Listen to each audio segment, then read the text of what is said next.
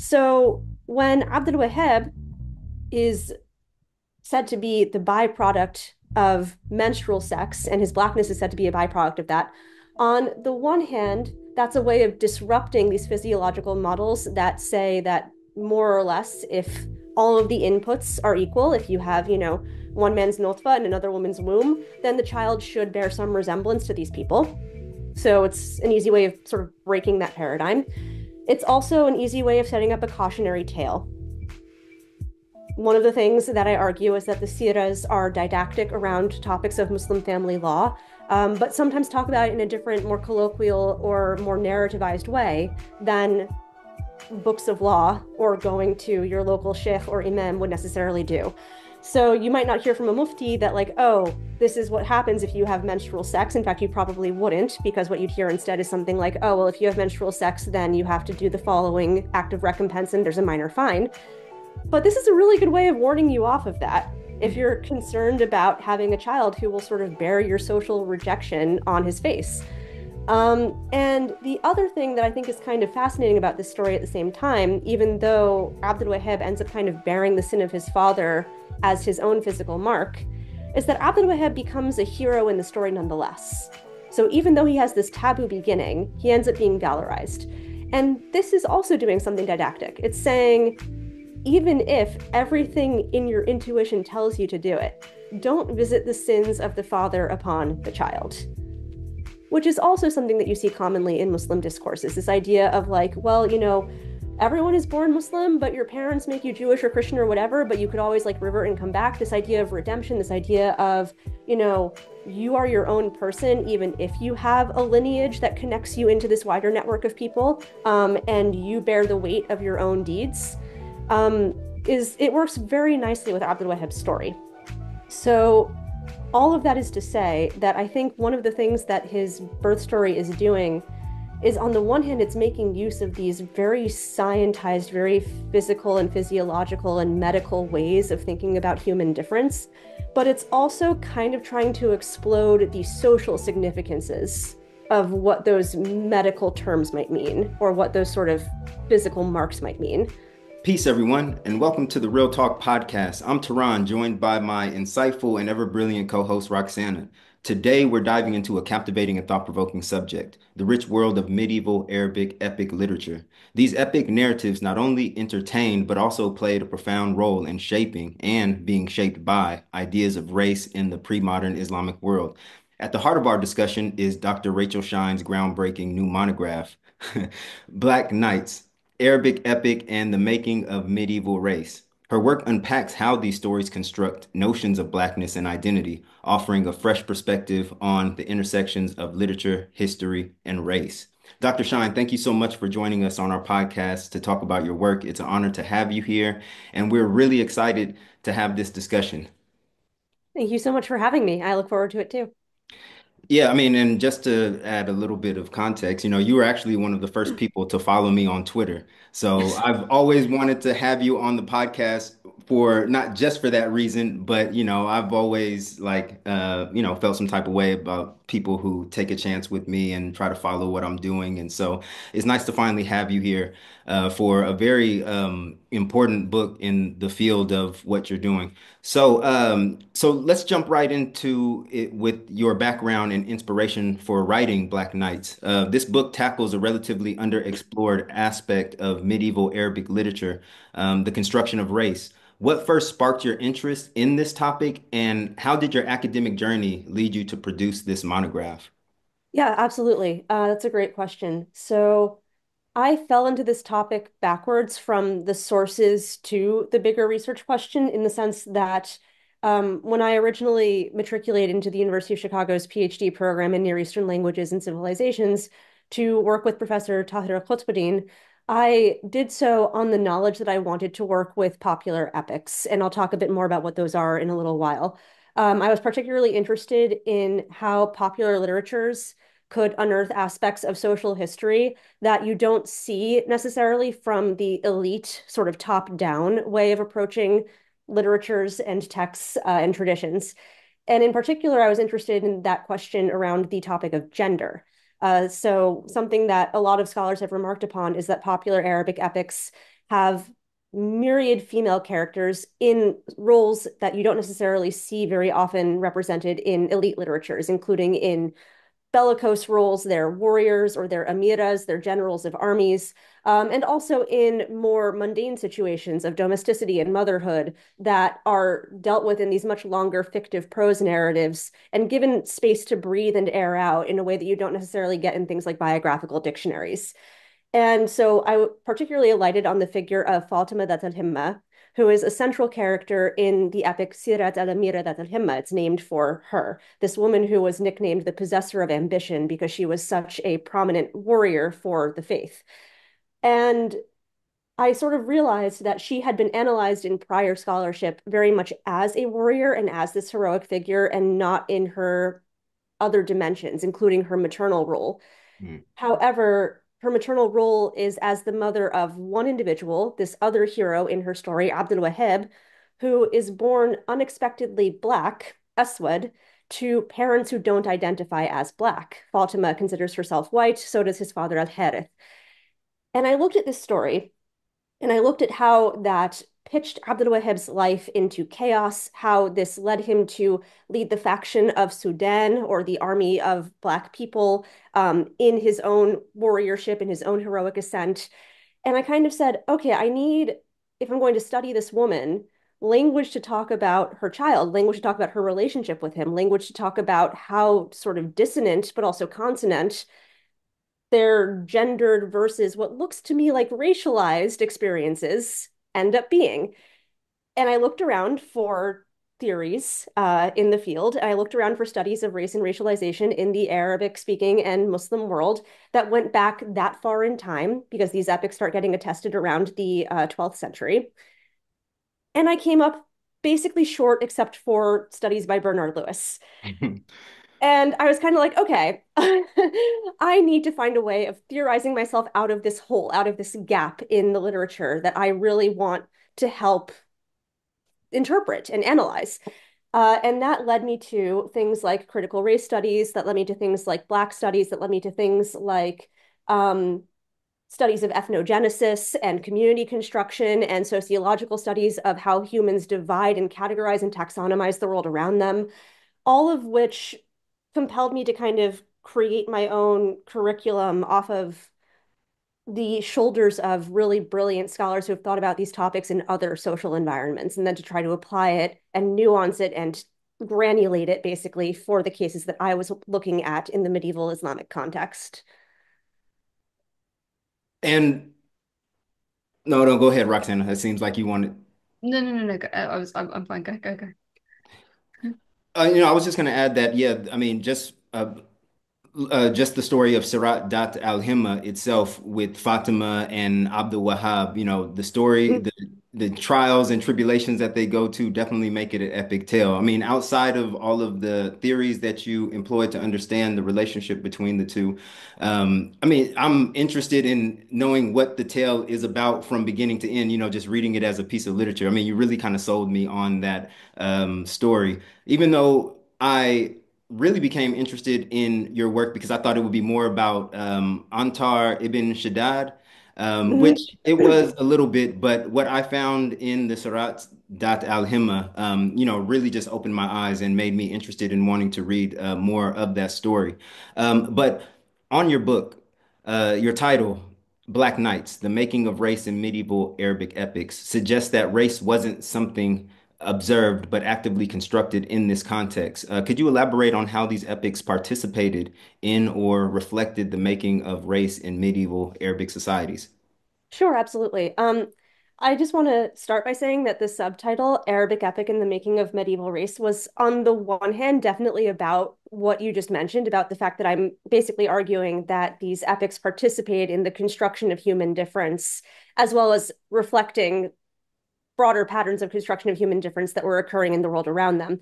But it was also a little bit tongue-in-cheek, in the sense that one of the primary sort of scholarly sea changes that has happened in the past few decades is attention to race as something that was being constructed or in its embryonic phases of construction in pre-modernity, as opposed to being purely a byproduct of modernity, depending on how you trace that, starting with things like the um, opening of the Atlantic world at the end of the 15th century and the transatlantic slave trade that follows, or things like the first limpieza de sangre laws or cleaning of blood laws that occur in medieval Spain, or I should say late medieval Spain, or the sort of, if you want to pitch it even further forward in time, rise of various racial sciences and eugenics projects in the 19th and then 20th centuries.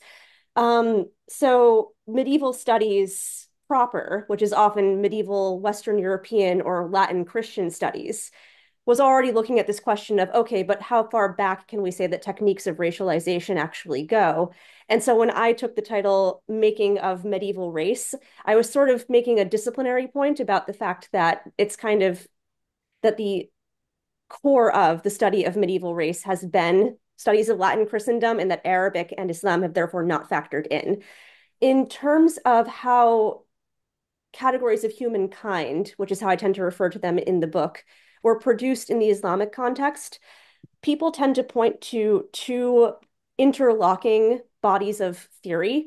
One is a lineal theory and one is a spatial theory. So one's about basically your heritage and how you trace it, and the other one is about your geography and where you're at.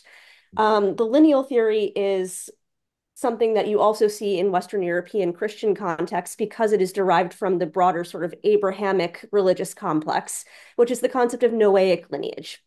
So this story does not appear in the Quran directly, although of course Noah or Nuh does, as well as his descendants. But the idea that humanity gets a hard reset after the flood, during which Noah has to build an ark and spirit away his family for, depending on how you read the tradition, 40 days or some multiple of 7 or whatever it is something that is ingrained through various pathways in Christianity, Judaism, and Islam. If you take seriously that humanity had a hard reset after the flood, then that means that that hard reset looks like Noah's descendants, his children, going and populating the world again with humanity. And Noah was said to have had 3 sons who survived the flood experience: Shem, or Sam, from which we get words like Semite today, which is to say that these sort of race concepts get embedded and continue to be embedded in even the way that we talk about the world now. Ham, and Yafet, or Japheth. And so if you take seriously that the Noahic flood is a new origin story for man after the Adam origin story for man, then you take seriously that all human beings are at some level very, very primordially descended from one of those siblings. In the Islamic context, that story of descent gets mapped onto a geographic concept of where do the brothers then go. Mm. And so one of the things that starts happening in the Abbasid period, especially when you have the translation of Pahlavi, Sanskrit, Greek, Syriac, Hebrew sources kind of ramping up very steadily throughout the basically late 8th and 9th and 10th centuries, is you get various mapping traditions that people start to use from Ptolemy, from Herodotus, that help to schematize the world around you and then get sort of populated in with details from Abbasid middle class merchants who are actually exploring the world around them and interfacing with different groups of people.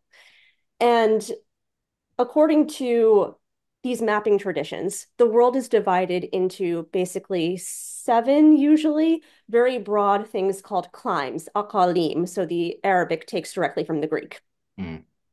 And these aqalim, these climes, are latitudinal bands that intersect the whole Earth, that have similar, in the words of Herodotus, sort of airs and waters. Which is to say that the sun hits them all at kind of the same angle. They're going to have similar flora and fauna, and also in the understanding of the Islamic sciences, as well as also this is true in Christian sciences too, similar effects on human bodies, similar effects on the balance of your humors, and produce various human differences as a result. So when I say that Noahic genealogies get pinned to this geographic model, here's what I mean. Ham's children were said to have gone to the world's far south. Now, the world's far south is hit more by the sun. It is drier. It is warmer. It, in the sort of model of the climes, therefore darkens people's skin, you get more melanated. It curls people's hair, it broadens people's features, and you start to get kind of a stereotypical sub-Saharan African, or in some cases, Southeast Asian sort of profile of what that would look like for a human being. And this was sort of used to explain that kind of human difference. Sam's children, the so-called Semites of the future, live in that Mediterranean or middle zone, basically, that also bisects, of course, large portions of the Arabian Peninsula and large portions of where Arabs tended to settle in the early conquest period as they went out from the Arabian Peninsula into various parts of what we now call the Middle East. Japheth, goes to the world's north, and this explains why their skin is lighter, their eyes are lighter, their hair is kind of lanker and blonder. They get kind of undercooked, if you will, in this model because it was often analogized to the baking of bread. So when I tell my students about this, I say they're the Pillsbury Doughboy mode, basically, of human beings. So what I'm basically saying here is you have these two models, the Noahic lineage one and the geographical one, that kind of work together for a model of descent of humankind and also the territorialization of humankind that kind of fixes these differences in place so that even when humans start moving and migrating, you kind of have a story for why they look different than you, even as you're coming in contact with them. And one of the things that's kind of remarkable about this, and I'll sort of end it here, is that you don't actually need another key part of the Noahic genealogy narrative that often was brought into Muslim context, but not always, which is the curse of Ham sort Mm, of component of the story, in which supposedly, at least according to the Qisas al-Anbiya telling of the story, Ham had an interaction with his father while on the ark that was negative. Uh, in the Hebrew Bible, it says that Ham rather did not cover his father's nakedness after his father sort of passed out drunk. Noah was the first vintner. That drunkenness component tends to get taken out of the Islamic storytelling repertoire. In some cases, in Qisas al-Anbiya, it says that Ham didn't necessarily have a bad interaction with his father as those two as a unit, but rather that he had sex with his wife on the ark when he wasn't supposed to, and that precipitates or activates the curse because he had had a previous bad interaction with his father, mm. whatever. But in any case, Ham was said to have been cursed with both blackness and servility of his siblings in perpetuity. And what I'm basically getting at here is you don't actually need that component of the story if you pin this to geographic causes in order to explain the blackness of Ham's descendants. Mm. And does that take away the sting of the Hamitic curse? Because one thing that I noticed in your book, in the beginning, I think it was John Dubba when he was speaking to the troops of Shamta, when he referred to Mm. them as the children of Ham, it almost seemed like a term of endearment, almost like trying to bring them closer to himself. Yeah, so this is something that various scholars who work on the so-called Hamitic curse in Islamic traditions have argued is that um, very often geography and shared lineage were actually ways of diffusing the curse narrative. Mm, For example, Al-Jahid actually says that, oh, being Black isn't some kind of deformation. It's not sort of a warping of human nature. It's actually just because of climate causes. Ibn Khaldun says something similar. He says people who ascribe the curse of Ham as the reason for Black people's Blackness are foolish. They just don't understand geography. Ahmed Baba at Timbuktu uses this same phrasing as well mm, in order to sort of redeem Muslims who are raced as Black and therefore were viewed as enslavable in his own time in his region, which was basically between Morocco, Mauritania, and Mali in terms of the areas that he traversed. And so, yes, absolutely. One of the things that you see in the epics themselves is that they'll use the phrasing of, oh, you're Banu Ham, or oh, you're Ahl Ham, you're members of the Hamites. And it's kind of just used as this term of general description, A, for people who look darker than the sort of normative profile of people in the story, and B, sometimes as a way of almost inviting those people in by saying, we're all descendants of Nuh, like I mm, am too. In other siras, I should say this is more conflictual. So, for example, Sirat Saif ibn the Yazan, which has its genesis a bit later than Sirat al-Himma. It's very much a Mamluk era epic. Our earliest versions of it are from basically the 14th or 15th century. Um, the central conflict of the epic is phrased as a conflict between the people of Sam and the people of Ham. mm.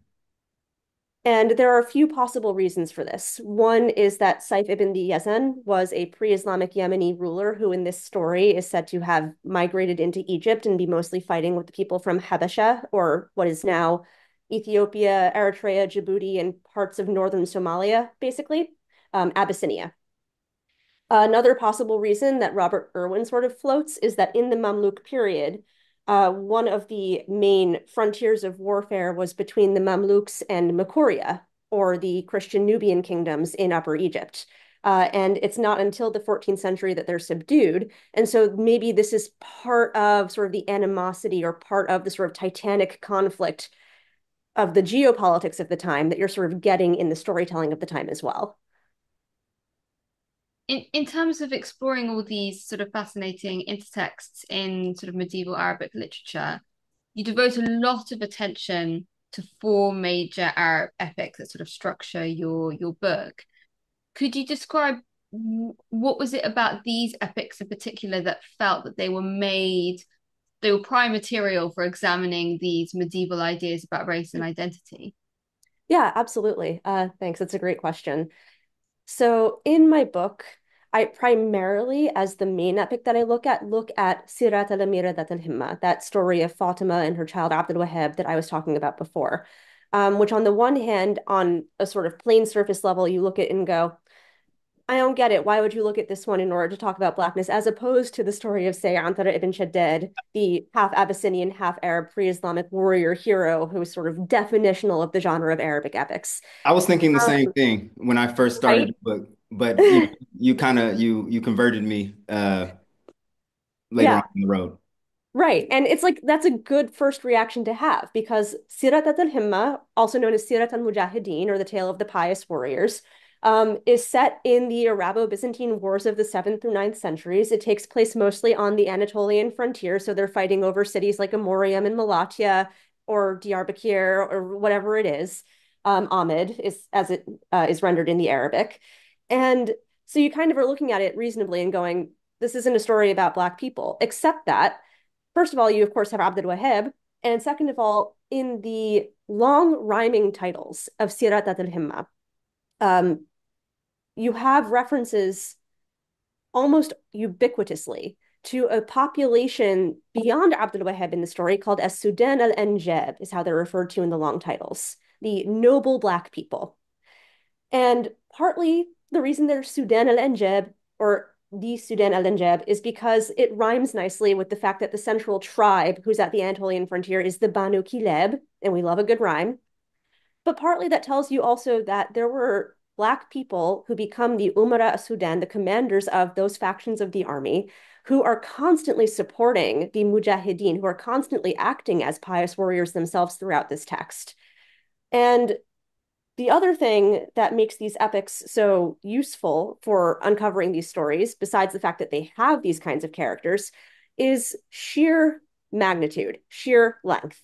They're called epics in the English language reception of these texts for a reason. Sirat al-Amira Dat al-Himma is the longest epic in the Arabic language.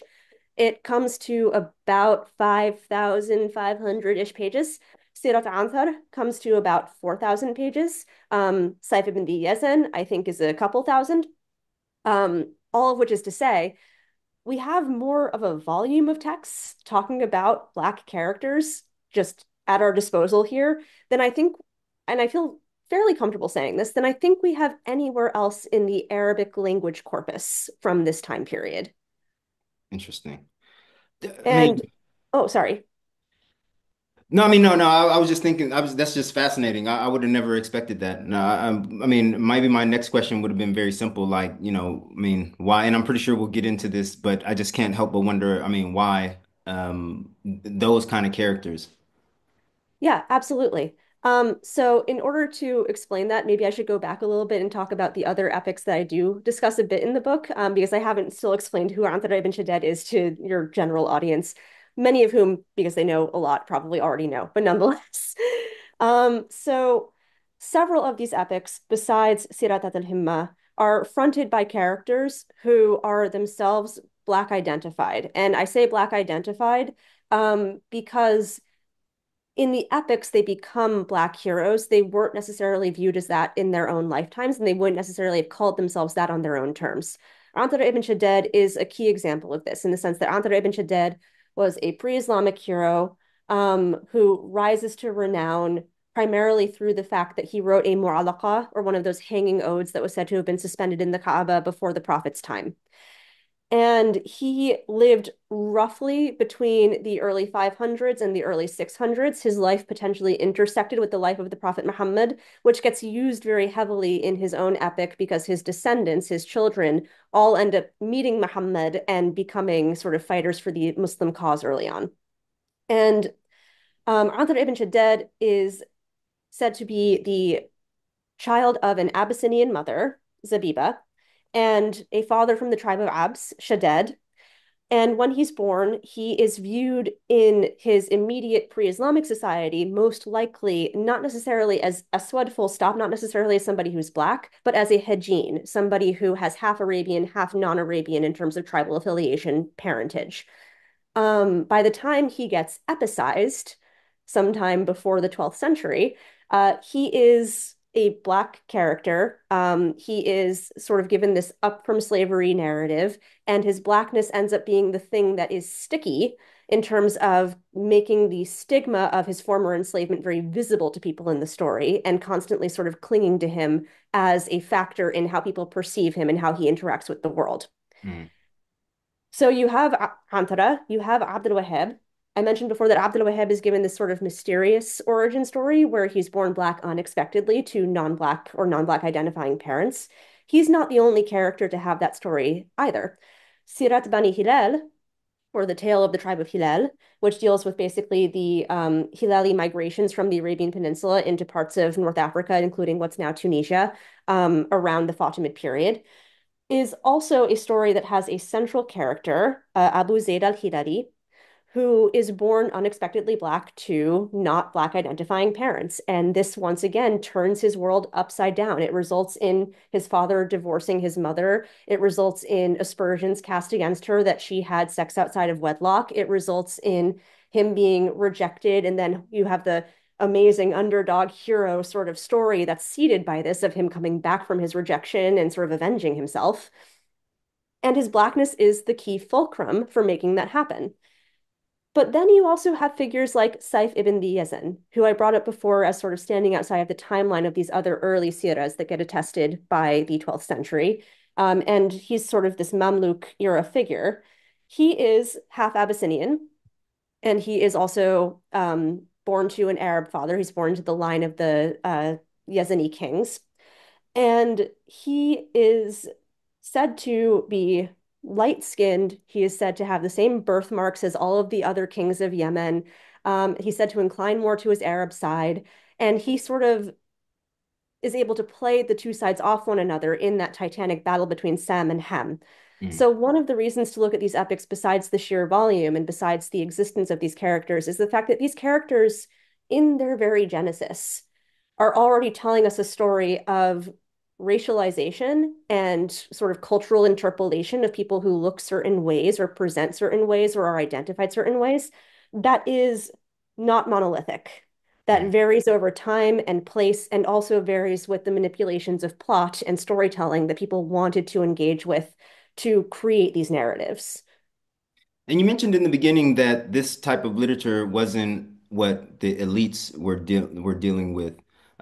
So my question is, why weren't these popular epics, which explore such profound themes, considered or included as a part of what is traditionally seen as adab literature? What distinguishes them in style, purpose, or audience from those works? Yeah, absolutely. And that sort of goes to the question of why these characters too, a little bit.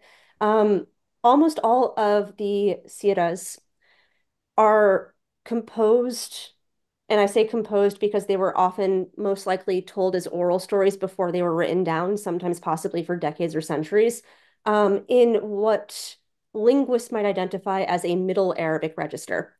It mixes colloquial or Ammiya forms, such as they existed in the medieval period, very heavily with more fasih language, more eloquent language, whereas straight on adab often was really just in that higher sort of standardized Arabic register. Mm. Um, that's one reason that they were sort of evicted from being adab. Another reason is the question of who was producing them. Now, we don't actually know literally who an individual author of any of the siras are. They seem to have been collectively composed over time. Lots of different storytellers would have contributed to them. Dwight Reynolds, for example, in his ethnography of Ephesus in Bakatash, which is a village in northern Egypt, looks at the fact that there are still people who recite the epic of the tribe of Hilal. And they sort of pass it down generation to generation and have a lot of what he calls oral formulaic approaches to composition after Perry and Lord's approach to how Homer, or rather the Homeric epicists who followed him, might have composed their versions of the story. Mm. And so because adab was a term that didn't just mean literature in the medieval period, but it meant something more like belles lettres, beautiful letters, things that refined you morally, things that were the purview and privy of the educated classes. Uh, they had traceable transmission. They had an idea of an authoritative and authorial presence. They Mm. had an idea of fidelity to the word so that when you are, for example, like writing down Kalila wa Dimna and you're copying a manuscript that Ibn al-Muqaffa initially translated from the Pahlavi via the Sanskrit or whatever into Arabic, you don't do this thing where you sort of elaborate on the plot or you make guesses and fill in lacunae. You have faith to the story. Mm. That's not how the siras circulate. That's not how they were ever meant to be transmitted, and that's not how their authorship sort of trafficked in prestige. So for all of these reasons, they end up not really being in the world of edeb. And some of this is sort of similar hangups to the hangups that people had over things like Alf Layla wa Layla, the 1001 Nights. Um, if you look at, for example, Ibn Nadim's Fihrist, where he talks about the Thousand Nights or the Hazar Afsana from Persian, he says, this is a bad book. It's full of stupid stuff. They also just weren't looked at from a critical viewpoint as being educational material. They were looked at as being sort of these legends about secular figures, not prophetic ones, who did ahistorical things that stood outside of the timeline of the early Islamic conquests. And all of that was used to sort of poke holes in the Sira's overall importance. These critiques mount over time for a variety of reasons, often to do, at least if you follow sort of Conrad Hirschler's work on this, who works with popular reading cultures in the Mamluk period, with the idea that the udabeh and the ulama kind of wanted a monopoly on the written word, kind of wanted to say what you could buy and sell in the book markets, kind of wanted to say, hey, riffraff, stop gathering in the public square and listening to these crappy stories, you're in my way. And so a little bit of this is also part of the sort of matrices of hierarchy and power that were typical to Muslim cities throughout history and typical to Muslim learned classes versus the lower and middle classes. So there's all of this going on. And all of this also tells you a little bit about maybe why are there so many otherwise underrepresented or subaltern or weird characters that crop up in these works? Who's getting reflected by whom? Mm. In terms of how you described, your subtitle in terms of the making of race, you've already given us an insight a little bit into what you mean by the construction of race. But you described your book as a sort of an analysis of racialization um, in both the epics and the intertexts that you look at. Why do you describe it as an analysis of racialization in terms of a lens that you look at these works through as opposed to race? Yeah, that's a great question. There are a few reasons that I selected more for the phrasing of racialization than race. And one of them has to do with just a pure translation consideration. Um, Arabic speaking cultures don't have any single word that we would reasonably translate in this period as the word race. There are various ways that they described a person's type or kind, and a person's stock, as in a inherited sort of essence or an inherited sort of component that was key to their identification. These include terms like gens, which is cognate with the Latin word gens, and the Greek genos, your people, basically, but also your kindness. So you could have edgeness of things like fruits and vegetables. So it describes basically how are things differentiate from one another. It's a relativizing term. Um, you also have ansor, your stock. You have usul, your sort of seeds or roots. You have words like neseb, your lineage, which often bore forward things like your tribal affiliation, which is doing something a bit different already, as you can hear maybe, from things like Western race making.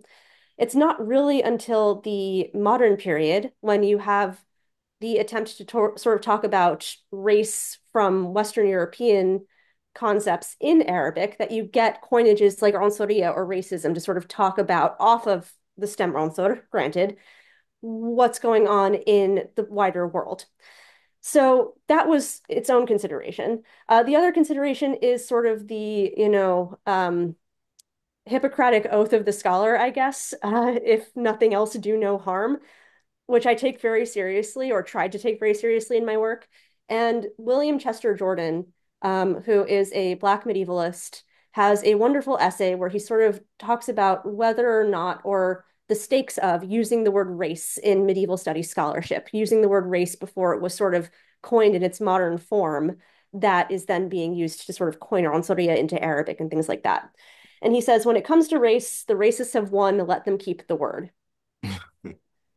By which he means, even if we take seriously, as I do throughout this book, that race is a social construction and that it has been malleable and flexible over time, and that our biologization of it, the idea that race is something quantifiable in your blood and guts and bones, is not real, is something that we have created as a system of and tool of power and hierarchy and difference making. When we use the word race to describe what's going on in those social processes, full stop, we continue to reify it. We continue to make it real because we're still using the same word to talk about this stuff, even if we've totally changed our interpretation of it. And I took that argument of his, and on the one hand, I was like, at first, kind of resistant to it. I'm not going to lie, because I was like, yeah, but it is the common sense use of the word that I'm trying to nuance in this text, and people will surely see that if I just nuance it enough, it'll work. um, but he then had an article that I submitted to a journal, actually, and I got, as always happens, a review or two. And reviewer two sort of looked at the way that I used the word race and the story of Maimuna, basically. Actually, I was sort of, she's a figure that I talk about in the last chapter of my book, this Abyssinian princess who ends up marrying to Abdul Wahab and following him back to the Byzantine frontier and fighting for the Muslims, but then converts to Christianity and sort of descends into villainy. And there's this one passage in Sirat al-Himma where Maimuna is described, and she's said to be, بخلاف Sudan, different from like categorically other Black people. And the reason that she's different from other Black people is kind of it's derogatorily phrased. It's stereotypical. It's, oh, but she's so pretty. She's so well spoken. She's so educated, which tells you a whole bunch of stuff by contrast, right?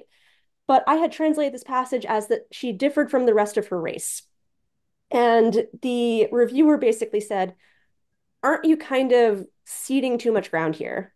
Mm. Aren't you giving up this word to people who, A, were not understanding it literally in these terms, but B, you're sort of taking this word and imposing it on the story when it's already enough. You don't need to do this in order to get the full thrust of the meaning. And so all of that basically meant that I kind of took the word race as such and put it kind of in a box as I was writing the rest of the book and saw what that would let me do. And in particular, I did this by looking at theories of racialization. There's this philosopher of race and racialization who's Australian. He's a contemporary writer. He's still around. I think he's about my age, actually. Adam Hochman, who says if we stop speaking about races and start speaking about racialized groups or racialization, then we're looking at basically process, not product. Mm.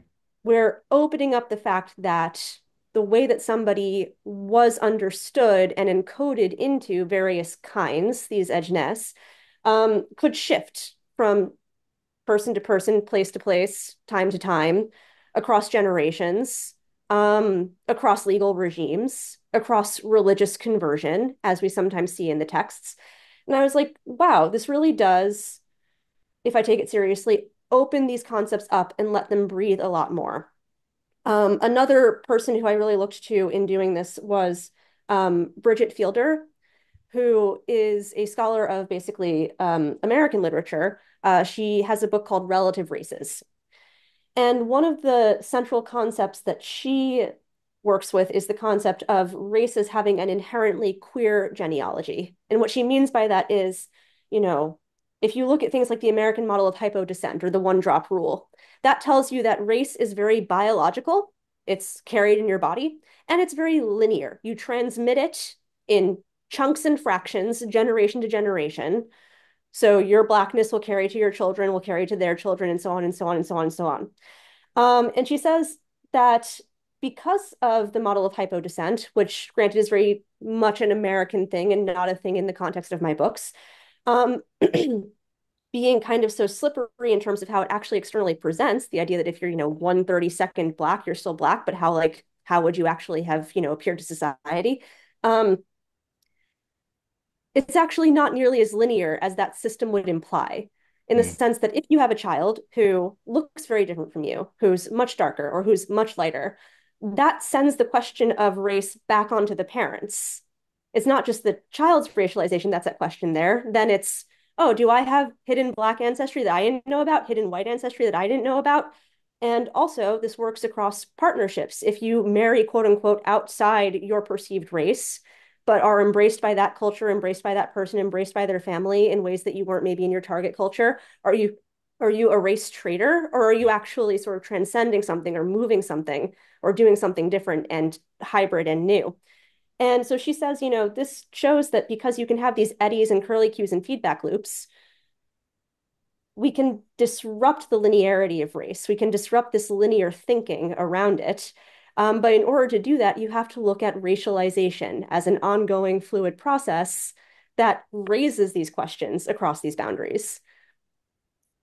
And in terms of that sort of obsession with sort of linearity and the sort of the bloodline, one Mm-hmm. that's fascinating is that obviously the central character of Sarah Delta is has a darker complexion, which is not explicitly tied to bloodline, but to the sort of the taboo act of being conceived during his mother's menses. And so, how does linking blackness and to a sort of forbidden conception reflect the broader discourse around sin, purity, and identity, and how it relates to blackness? And does this morality of blackness do anything to the narrative, to the larger narrative of that epic? Yeah, absolutely. So to start with, I think the way that I phrase it in the book is that Abdul Wahab is a product of blood, but not of bloodline. In the sense that, as you explained, he is said to have been in the story born Black because his father had sex with his mother while she was menstruating. And this is quite literalized in the text. It says that, because the blood of the Menzies is dark, when his father's and his mother's sexual fluids all mixed in her womb, the menstrual blood got mixed in, and it also darkened the body of their child. Um, and this is, of course, therefore a question of blood, but it's not bloodline in the sense that bloodline, things like the one drop rule in the US, as I mentioned before, those are not really the way that descent was understood in the Arabic speaking Muslim context of these stories. The way that descent was understood was as a combination of um, basically, as is implied in the story, semen, which both men and women could have, according to the Hippocratic and Galenic models of the body that Muslim physicians then took up and elaborated on, interacting with the material of the woman's womb. So you have womb kinship is often how this ends up being phrased. Even in the Quran, you have a discussion of rahim, of wombs. Um, and you also have the seminal fluid, the nutfa, the mat mahin or disdained water, from which all humankind is said to be hewn. And it's the mat mahin that constructs things like the alaqa, the hanging clot of the what becomes the fetus in the woman's body. Again, even in the Quranic model, but those phrasings get taken up by the medical models that Muslim physicians are using in order to sort of explain the relationship of the two.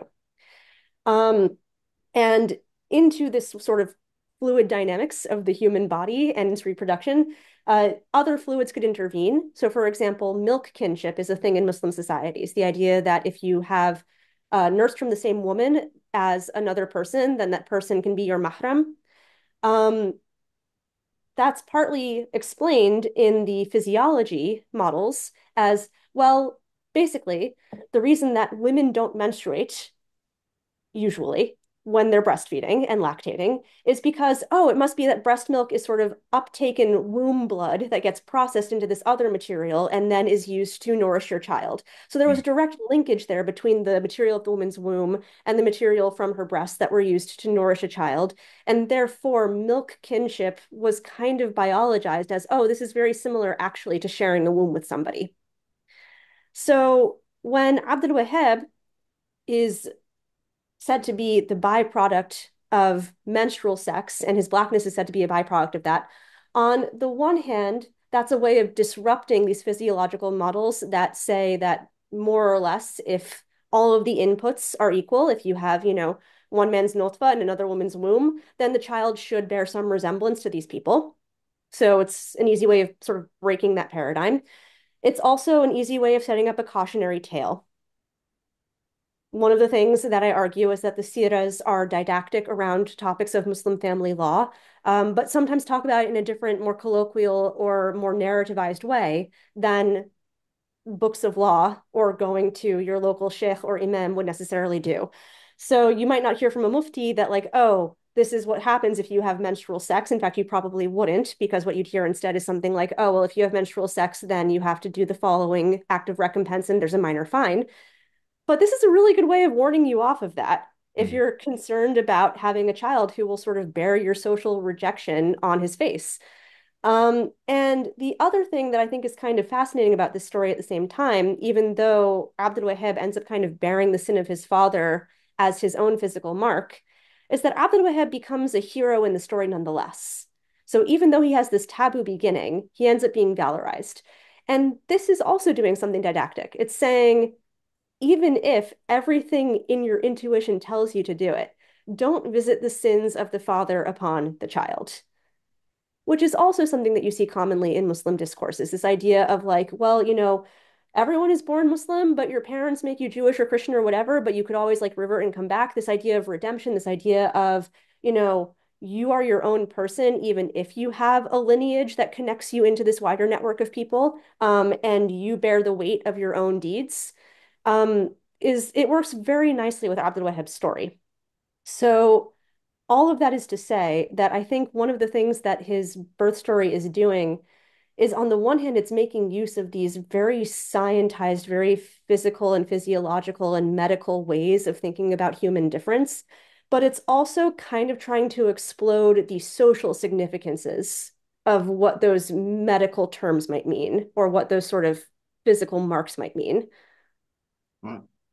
And on the topic of scientific racism, modern Europeans are often credited as the progenitors of what is sometimes called scientific racism. However, Sierra narratives, as you discuss in Black Knight, seem to engage with similar ideas about blackness and mixedness. How do the epics challenge the idea that pre-modern discourses on racial origins did not share in modernity's scientific construction of race? That's a great question. So at their most straightforward level, the fact that in the siras you have these intricate ascriptions of where does blackness come from to things like these detailed physiological stories, as well as a bunch of other theories that get adduced for other possible causes throughout the story, tell you that the text is, if nothing else, interested in what I often refer to as verisimilitude. Um, Pinning cause and effect to linear, theorized, justified processes that occur in the natural world, as opposed to that occur as products of human invention. One of the ways that race is often referred to when people talk about it as a social construction, we've all heard the sort of mantra that race is a social construction. It's not sort of biologically real. It's something that we sort of make and itemize and aggregate physical differences into. Is that it's a covert construction. Mm. One of the reasons that it works for us to do that process of aggregation. One of the reasons that people often say, no, race has to be real because I can literally see it, is because we've ascribed it to these things in nature that do indeed exist in the world. Even the most hardcore social constructionist around race would still acknowledge that, like, Tehran, you are darker skinned than I am. Like there is a sort of visual empirical reality there. And at the same time, whether or not you in any given society that you went into would be considered in this category that we now call Black might shift depending on how that category's boundaries get made or why it's getting made or who's doing the making of it. And so when the Siras produce a Black character and say, oh, he's not Black because we're calling him Black, he's Black because of XYZ causes that happened in the womb of his mother when he was being gestated, that would be an example of taking that sort of social construction and rendering it covert. It's turning it into something where it's like, oh no, this isn't because we're calling him Black, it's because it's a product of nature. Blackness is a product of nature.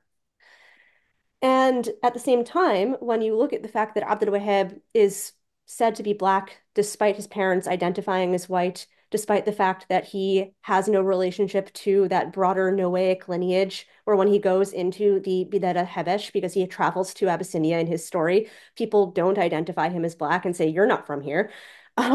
When he doesn't have a relationship to the territorialization, therefore, of Blackness either, he's sort of troubling these scientific theories. At the same time, these scientific theories are making it into the text. Another way that his Blackness gets understood, and this goes back to the sort of queer genealogy that I mentioned before from Bridget Fielder, is that when Abdul Wahab is born, because he's born Black, instantly people say, oh, well, then he has to be a bastard. His mother has to have had sex with her milk sibling Marzouk, who is Black. And then when that's proven false, they say, oh, well, then there has to be some kind of way in which there was a, backgrounding cause. Maybe there's a trait that got activated from way, way, way, way back in his lineage spontaneously. We all know that that can happen. That goes back to the Aristotelian theory of atavism. Aristotle tells this story in his book on the generation of animals, where he says, oh, yeah, there was this. I think it's an Abyssinian, or rather, he refers to them as Ethiops because that was the general term for people who were considered Black in the Greek tradition. There was this Ethiops couple who had a child who was white, and that was weird and unexpected. And then that child had children of her own, and they were Black. And he said, but this is something that can happen if you have like a great, great, great, great grandparent or whatever, because all of these little parts of your lineage travel with you generation to generation. And sometimes the selection of which parts present is kind of wonky. Um, so all that is to say, people are not doing science in the sense of experimentation. They're not doing science in the sense of genetics. They're not doing science in the sense of sort of method as we think of it today. But they are doing science in the OG sense of ulum, of bodies of knowledge, of tib, of falsafa, of these Aristotelian and Hippocratic and Galenic traditions, of the Herodotan geographic model when people talk about the Aqalim and the Siras and use that as an explanation of why Abdul Wahab, when he goes to the Bilad al-Habesh, overheats very quickly because he's not actually used to being there. All of those are these so-called science of the times, basically. So what I basically argue in the book is that even though our definitions of what it means to do science have changed, our modern understanding of science is something that's different from that of the natural philosophers of the medieval and Renaissance period, is itself kind of an aberration in these lineages of knowledge, is itself kind of very recent. And meanwhile, these tools at people's disposal, these patterns of reasoning, or what Cord Whitaker would call racial thinking, are actually much older than scientific racism. And scientific racism often pulls from them in order to try to ask its own research questions. And in terms of these sort of patterns of reasoning, almost like discursive anxiety around lineage or nasab, how did changing concepts of sort of matrilineal and patrilineal, which emerged from sort of the pre-Islamic to Islamic periods, how did that affect this discourse around lineage, and how does it affect processes of racialization in this discourse? Mm-hmm. That's a great question. So, um, one of the things that has become a kind of questioned orthodoxy in the field of Islamic studies, in the field of Middle East studies, in the field of Arabic studies over the past um, basically couple of decades, is our understanding of pre-Islamic Arabia as a space where there were Arabs, quote unquote. Peter Webb talks about this in his book, Imagining the Arabs. And he says, while there were clearly terms that identified pre-Islamic Arabia in exterior sources with things like the Provincia Arabia in the northwest of the Romans and stuff like that. Those weren't projected over the entire peninsula. And in terms of how people in the peninsula seem to have identified, if you sort of break open the pre-Islamic literature, the qasidas of various kinds, you see a lot of references to a shared, basically Western Central Arabian ancestry through things like the figure of Ma'ad, a common ancestor, but you don't necessarily see people referring to themselves collectively as Arab. And the way that you called together this group of people into the heritage of Ma'ad, into the heritage of their tribe, into the broader network that that tribe might have been interfacing with in federations, was through something that's often referred to as nasab, your lineage. And your lineage in the pre-Islamic context seems to have been, on the one hand, patrilineal in the sense that your father's tribal bona fides became yours, but on the other hand, bilateral in the sense that you had a bunch of categories in the pre and early Islamic period for describing people who were sort of half in the tribe, or who had kind of half standing, or who were evicted from tribal standing because of one half of their lineage, that kind of disappear by the end of the early Islamic period. These include things like the category of hajim, hajin being a term that was taken from animal husbandry to describe horses who were half Arabian and half non-Arabian. And it described specifically the maternal versus paternal relationship. Hajins were people who had a Arabian father and a non-Arabian mother. You have the word muqrif, which goes in the reverse direction. People who have an Arabian mother and a non-Arabian father, which would have meant that they have their tribal lineage thrown into sort of question. And one of the things that happens when these sort of third categories of being, these half categories or being sort of between two poles of lineage disappear, is you have Neseb paternalized completely. It's just from your father. And that also means that even if your mother is foreign, for example, if your father was in a concubinage relationship with a woman who was captured in war, that doesn't any longer call your standing in a tribe, in a lineage, in a line of dynastic descent, for example, into question. So Elizabeth Urban, in her book Conquered Populations in Early Islam, looks at the disappearance of the category of the Hujanet, the Hajins, and she says, oh, this disappearance is actually in some ways most likely a strategic erasure on the part of the Khulafat, the caliphs, who were taking many wives and many concubines, taking women who were outside of their tribal lineages or who were outside of the tribal system entirely, and whose descendants, for reasons of heirship and inheritance of the dynasty, wanted to be able to keep claiming their full Arab status. So what that meant over time is that you could be Arab on paper, quote unquote, is sort of how I phrase it in the book, as Arabness itself also matures into being the sort of ethnicity of people from the Arabian Peninsula who share these lineages by the end of the early Islamic period. But you could have an everyday experience of moving through the world that put you in a different racialized category than what your nesab conveyed of your ethnicity. Figures like Antara ibn Shaddad are a perfect example of this, because one of the things that Antara ibn Shaddad does in his sirah is he spends the first third of the story, basically the first 2 volumes of the story, trying to get his father to acknowledge him as his legitimate child through a process called ilhaq, which in the pre-Islamic period was basically used because people like Antara ibn Shaddad, who were born to enslaved mothers, would have been born into slavery. Once you have the institution of walad, where children of concubines are born into their father's nesab and also into his freedom. That's no longer the case. And so you have to create a system where the fathers of those born into enslavement children can say, no, actually, I'm going to put this kid in my inheritance plan. I think that he made good. And so Anthony tries really hard to make good.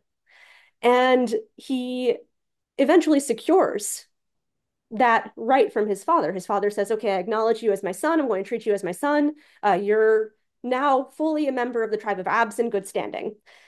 And yet, as I said before, his blackness means that when people look at him from other tribes, when he like rides into battle and stuff like that, that's not what they assume about him. They don't assume that he's in the tribe of Abs. So that's what I mean when I say you can be Arab on paper and have an everyday experience of racialization that still is kind of evicting you from that category or creating friction with that category in a way that the Siras are using to a productive end, because one of the things that Antara definitionally is he's a hero. He's a warrior poet. He's the best of Abs. And so you kind of have to see that he's not just in the community, he's kind of at the center of it. He's kind of securing the community. And so then what do you make of this constant tension?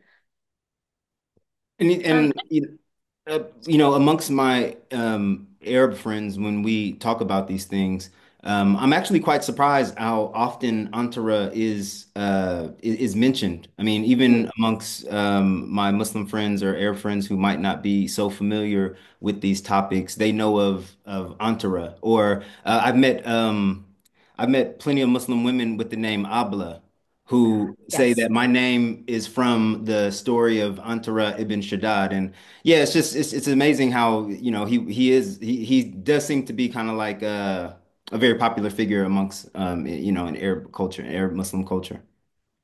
Yeah, absolutely. And I think one of the other things that um, Antara being so central as this sort of like key hero does is that has an impact on the Sira genre too, where there are characters in other of the stories who will refer to their heroism as being like that of Antara. So he like really sets up the model. And there's something kind of amazing intertextually and also sort of intertemporally about the fact that he's still setting up the model for people.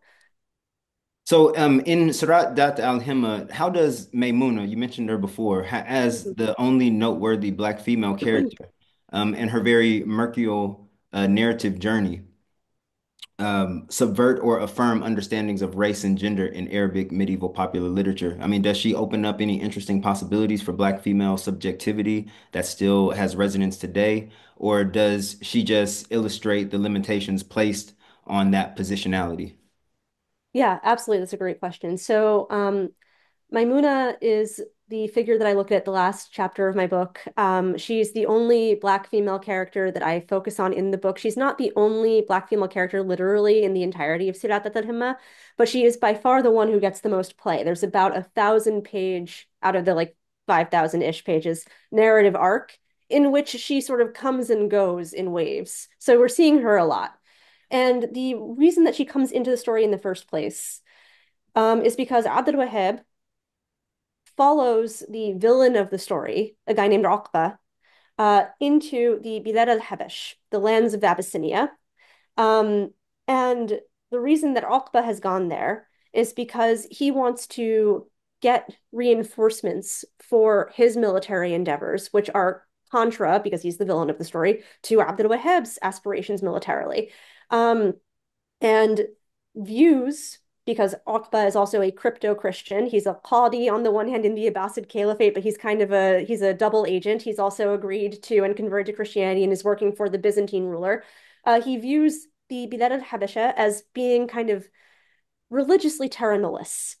He thinks, oh, I can go there and I can tell them a bunch of stuff about Christianity and make them want to join up with the Byzantine cause. And this isn't the initial logic that Abdul Wahab, when he goes to Abyssinia, has. He's sort of just chasing the villain, but it kind of becomes his project by the end. All of this is a little bit incongruous on its face, right? Because if you know anything about the relationship between Abyssinia and the early Muslims, you probably know stories like the story of An-Najashi during the time of the Prophet, who was a pious individual, who was a Christian individual. The Aksumite kingdom had Christianity as its state religion, who was said to have converted to Islam by the end of his lifetime, who received the first hijrah of religious refugees from Muhammad's early community. So there's something going on already with the sort of mythologization of Habesha as this sort of religiously bereft space. And in that religiously bereft space, Abd al-Wahhab falls into the clutches of a king named Demdemen. Demdemen is said to rule next to another Abyssinian ruler, Hadlamus, who has since converted to Islam and is on the side of the rest of the Muslim warriors in the story.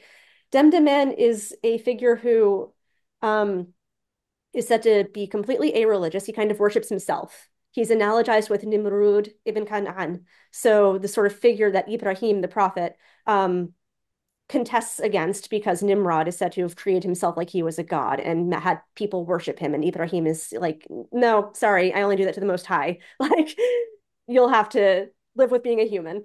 And Demdemen's name also is kind of weird in the sense that it's onomatopoeic. And in the sense that there's this sort of Central African ethnicity that often gets talked about amongst the Arab geographers, the people of Demdem, who, where exactly they are in Chad or in West Africa or just somewhere south of the Sahara that we don't really know, kind of shifts over time, but who are said to be cannibals, who are said to be kind of these creatures on the edge of humanity, and are often kind of the boogeymen at the sort of edge of Arabic geographies. Here there are monsters. Demdeman, though, has a kid, Maimuna. So she's a princess. And Maimuna, unlike Demdemen, has a Muslim sounding name, right? Maimuna. This is a name that means good fortune. This is a name that we are all acquainted with. And Maimuna is said to, in childhood, have been given a tutor from Yemen. It's said that he's from the lands of Zabid and Aden, these two main Yemeni cities. And he comes and he educates her in Arabic and Persian, which is super convenient because then she can talk to Abdul Wahab, or rather in the histories of the Arabs and Persians and in Arabic language and calligraphy. And also, seemingly, has taught her Islam. Mm. Because one of the things that Maimuna says before Abdul Wahab even is in her father's capture and is even in her world is, I'm going to take, tens of thousands of my men, and I'm going to travel and spread the teachings that my tutor gave me about the Tara'iq ad-Din, the paths of religion, far and wide. And I'm going to teach my people religion too, because they don't know it from anything. Only I do. Go me. Um, so she's kind of set up perfectly in the exposition to when she meets Abdul Wahab, this mujahid, like titularly this pious warrior figure who's been fighting for the Abbasid Caliph. To recognize that he is pious, to see that as an opportunity, and she immediately falls in love with him when she sees him. Now, in terms of your question about basically what can she tell us about Black Muslim femininity, how does that intervene with the story? One of the ways that this is most patent is the fact that when Abd al-Wahhab begins receiving affections from her, when she makes these overtures to him, and she talks constantly about, like, you're clearly a pious man, you're clearly a man of God, he doesn't receive those as the overtures of a pious woman to a pious man.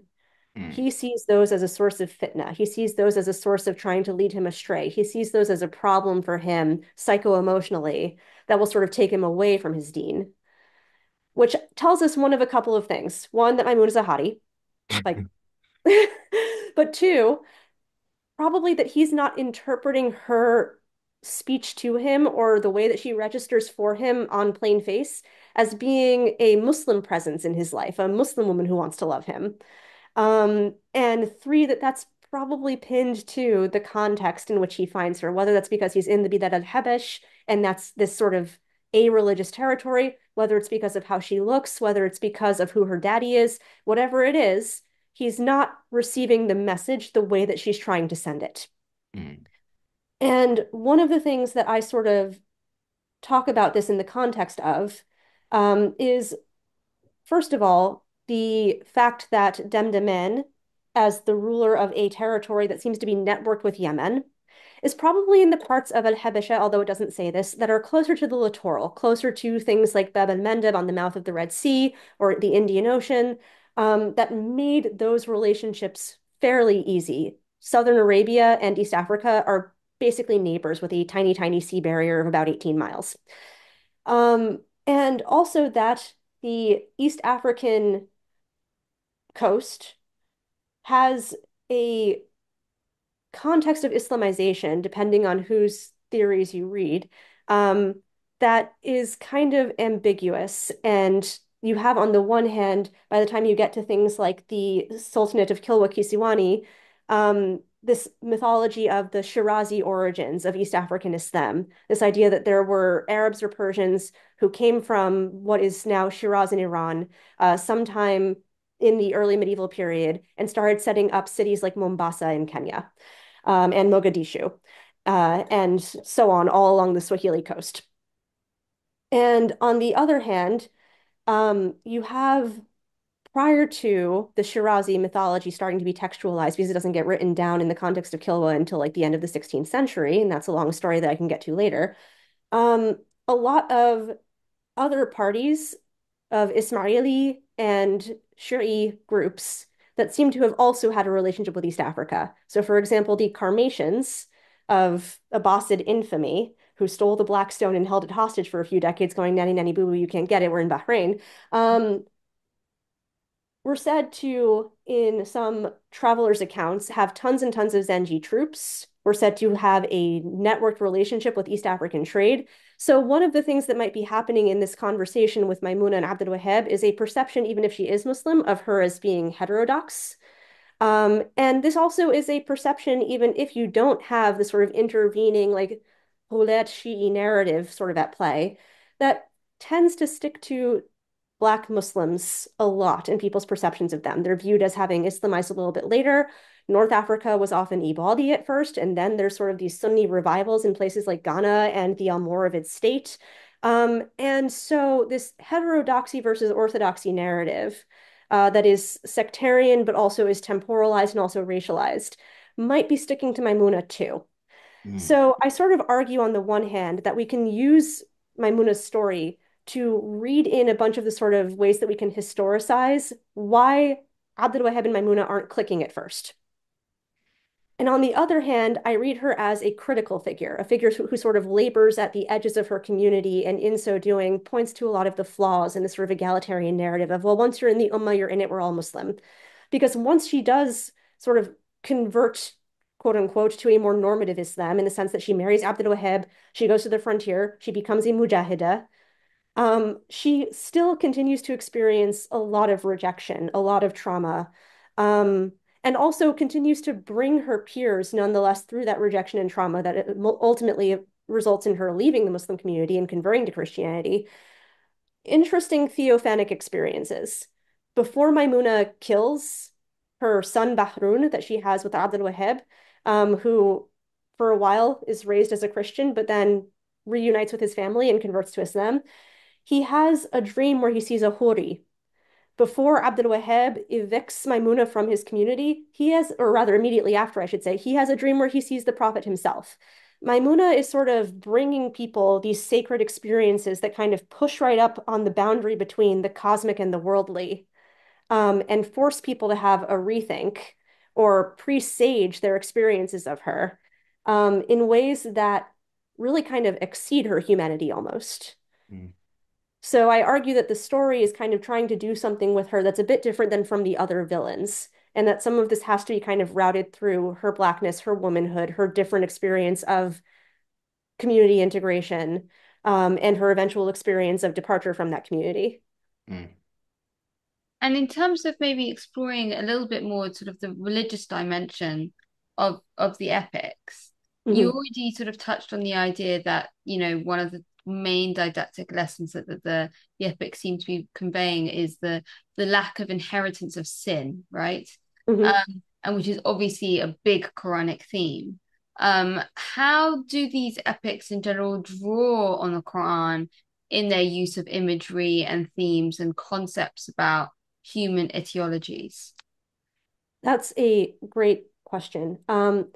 So one of the things that various scholars of not just the siras, but also the qisas tradition, which exists in things like Persian and Urdu as well, have noted is that one of the primary ways that audiences get brought into these texts in the first place, is through the fact that almost always when an epicist is actually going to declaim a qissa or a sira, they open with things like praise of the prophet. They open with things like the fact that this story sort of should be approached within a generally pious sensibility about what it can teach you or what its epicist is sort of in the attitude of. They also almost always open, in terms of the textualization of them, with what looks a lot like a silsila or an isnad, a lineage of storytellers. Now, as I mentioned, we don't literally know who wrote Sirat al-Himma, but the lineage of storytellers that's given is kind of the same lineage that you get in a lot of the textual versions of the Sirah, and it goes back to this guy named Najd ibn Hisham, and it kind of says, I've gotten this from, good authority, from an eyewitness to all of the wondrous and strange things I'm about to tell you. So you already have an evocation in the sort of paratext or the framing of the story of this general sensibility as you're listening to what it can tell you. And in particular, in the origin stories of the heroes, because I spend a lot of time on the heroes' origin stories, because I argue that these are moments where you can literally see these categories of humankind's getting made in bodily composition, in reproduction, in how people respond to reproductive result. One of the things that's kind of fascinating is that the Quran gets kind of used as a text to push against, through references to it, the medical models of what's happening. So, for example, when Fatima is about to give birth to Abdul Wahab, this child who was born from menstrual sex, which is something that, of course, the Quran militates against when it says in, the 222nd verse of Surah Al-Baqarah that menstruation is a pain for women, so withdraw from them during menstruation, which gets interpreted to say don't have sexual intercourse with them. That's not the thing that gets cited in the birth story. What gets cited is the fact that the Sahib al-Irada and the Samad, so the master of all human will, and the one who is eternal, this citation from Surah Al-Ikhlas, wills basically all birth experience. When God says be, and this is something that you hear a lot in the paternity cases for Abdul Wahab that are precipitated from his difference from his family, when God says be, kun, fayakun, so it is, which is used to say, if God wanted to pull black from white or white from black, then it's not like that's hard for him. The only reason that you're struggling with that mentally is because you're a stupid human with a puny little brain. So the Quran is used as the sort of orienting structure to say that basically, if you're listening to this story and it's not lining up with your reality, or if you're listening to this story and you're judging what's going on, maybe that's not for you to do. Uh, Um, and in terms of sort of maybe Quranic concepts around things like ajab, sort of the idea of like the wonder that we experience when we look at sort of miraculous elements of God's creation. How did the heroes of these epics sort of make way for exploring that concept and eliciting that in the readers themselves or the listeners? Yeah, absolutely. So one of the um, core arguments that I make at the start of the book is that the Black heroes in these stories are kind of encased almost, especially in their origin stories, in the language of ajab, in the language of, oh, there are wonders to behold in these figures if you just know how to pay attention to them. And there are various scholars who have looked at ajab as an affect, as something that's sort of an emotional way of engaging with the world, um, in different ways.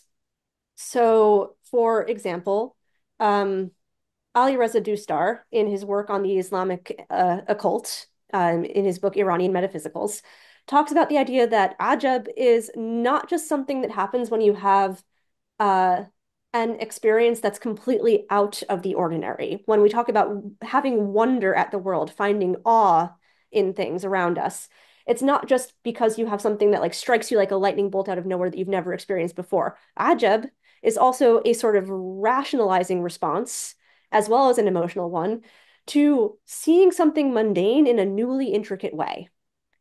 So if I were to look at, a raindrop, and we've seen bajillions of raindrops, but to really appreciate, the surface tension of the raindrop, the fact that it's so perfectly spherical, the fact that there's a entity that is way bigger than what I can conceptualize that made things like surface tension, that made things like capillary action, so that when I put a piece of paper to the raindrop, it absorbs up, that made water crystalline and clear, that made this thing a thing of beauty and not just a thing of, well, now there's water falling on my head and I don't like it.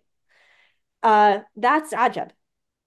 And one of the things that I say about these Black heroes is that, these Black heroes clearly existed in a world where there were lots of Black people who were interfacing with these texts, who were interfacing with these audiences. You have the fact that, you have those relationships, like I talked about before, between places like the South Arabian Peninsula and East Africa. This was not rare, but the Black characters being made into objects of scrutiny, having their origin stories laid bare in this way, having these amazing rises to heroism, um, clearly is a tool for creating wonder on the part of the audience. Clearly is a tool for making you see their Blackness, frankly, in a way that is more intricate than it was before, in a way that is more wondrous to you than it was before.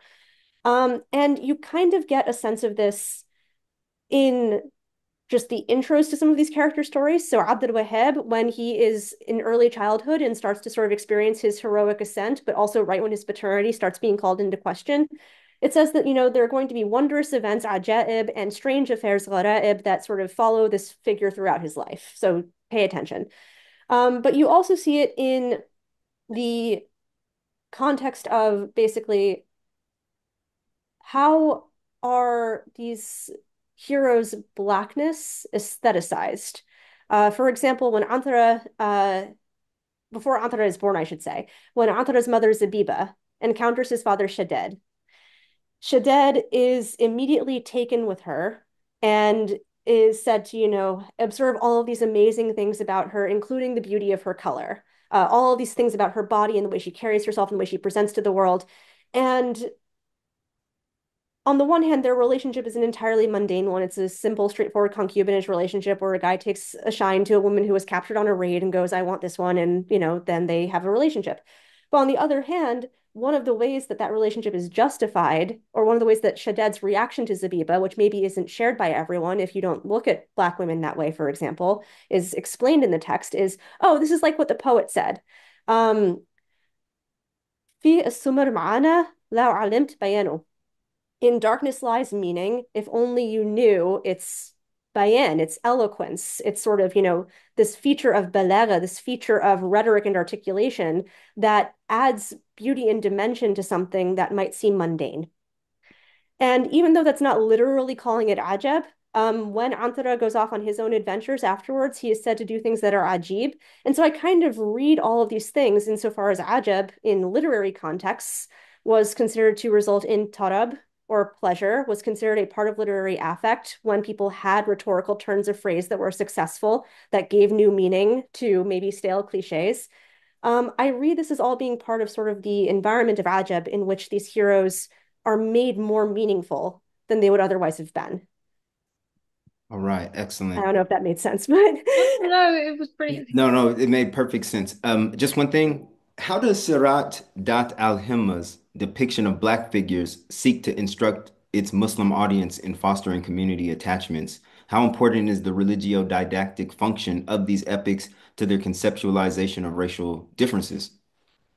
that's a great question. One of the main arguments of my book is that the siras, and this is an argument that other people have made before, are not just entertainment, they are education. Um, in contrast to the ways that the udabet, the practitioners of adab, might have looked at these texts, they are clearly dispensing some kind of lesson. And one of the Which is things that why I I was surprised they weren't a part of adab literature, but you explained why that reason is so. yeah. And one of the things that I argue in particular with respect to the construction of these Black heroes is that in populating their worlds with figures who are sort of at the edges of the ummah, figures who are maybe not always the most well integrated into their societies, figures whose difference poses a problem in the world of the text for other characters. As soon as the Black hero is born, there's this question of paternity, there's this question of like, oh, he's not one of us. Um, and yet rendering those figures central to the story of things like the mujahideen, pious warriors who are pushing the edges of the Muslim world, who are making more people Muslim, who are bringing people into community. Um, that these stories are creating what I call an aspirational history of Islam, Mm. in which the Muslim world, the Ummah, this sort of world community, this sort of big family, is always already poised to take in these marginal figures, to render them a key part of the Muslim community and position them to that community's ultimate strength. And that they have all of the scripts, and you see this in the Quranic scripts, you see this in this sort of um, legal scripts where people like Antara are given that ilhaq and sort of rendered a proto-Muslim pious figure, or people like Abdul Wahhab are given his paternity suit where, it says, God says be and it is in the mouth of Ja'far as-Sadiq, the sixth Shi'i Imam. And then that's affirmed later when he goes to the Caliph al-Hadi, the Abbasid Caliph, and he says the same thing. Um, these scripts are embedded in Muslim ways of thinking about the world. And in these ways of thinking about the world, you do have racialized difference. You do have the theories of the climes. You do have Noahic lineage, Jundaba appealing to Shamta's warriors as the Hamites. But at the same time, even as you have those differences, you're still able to position those in such a way that the community is made better for them. So, one of the things that I think you could reasonably critique me on for this is the fact that I looked at the siras as texts. I looked at them as coherent and complete. When I sat down to write this book, had my version of Sirat al-Himma, the 1909 Cairo printing in all 7 volumes, back to front. And that's not really an organic experience of the text. Audiences to these texts, as they were read by Qusses and Hekawatis throughout time, would have maybe come to a few hours of listening sessions. They would have gotten maybe a piece of the text. They wouldn't have gotten the whole thing in whole cloth in this way and followed these arcs the way that I do. At the same time, one of the things that is very tangible, if you look at things like Dwight Reynolds's ethnography of the Ephesus of Bakatush, is that in these listening sessions, people do clearly know some parts of the stories. People have parts that they love, people have parts that they've heard over and over again. And one of those parts is definitely the origin stories of the heroes, Mm. the sort of birth stories or the making of in early childhood, their heroic ascent. So one of the things that I tried to do is explain these siras as coherent organisms, or sort of ask myself, what would it look like if I read and approached it as a coherent organism, even though people of various communities and cultures and countries and places have reworked these stories over time, even though they have a different meaning here versus a different meaning there. Is there some kind of central element? And that aspirational history was one of the central elements that I alighted upon, because even if you're telling this story to lionize your own tribe, like say that you are a Kilabi Arab and you want to make sort of your tribe's role in the Islamic expansions the center of the story, as Sirat al-Himma was likely originally conceived to do, um, then you're still telling the story of your tribe as kind of this apex basically of Islamization, this apex of pious warriorship, this apex of zuhud, asceticism and border warriorship, that kind of still places you in this world of an aspirational history. Mm. And in terms of the sort of concept of social mobility and movements around different tribes, you describe the epics as chronopolitical narratives. Mhm. Could you unpack a little bit about what that term means?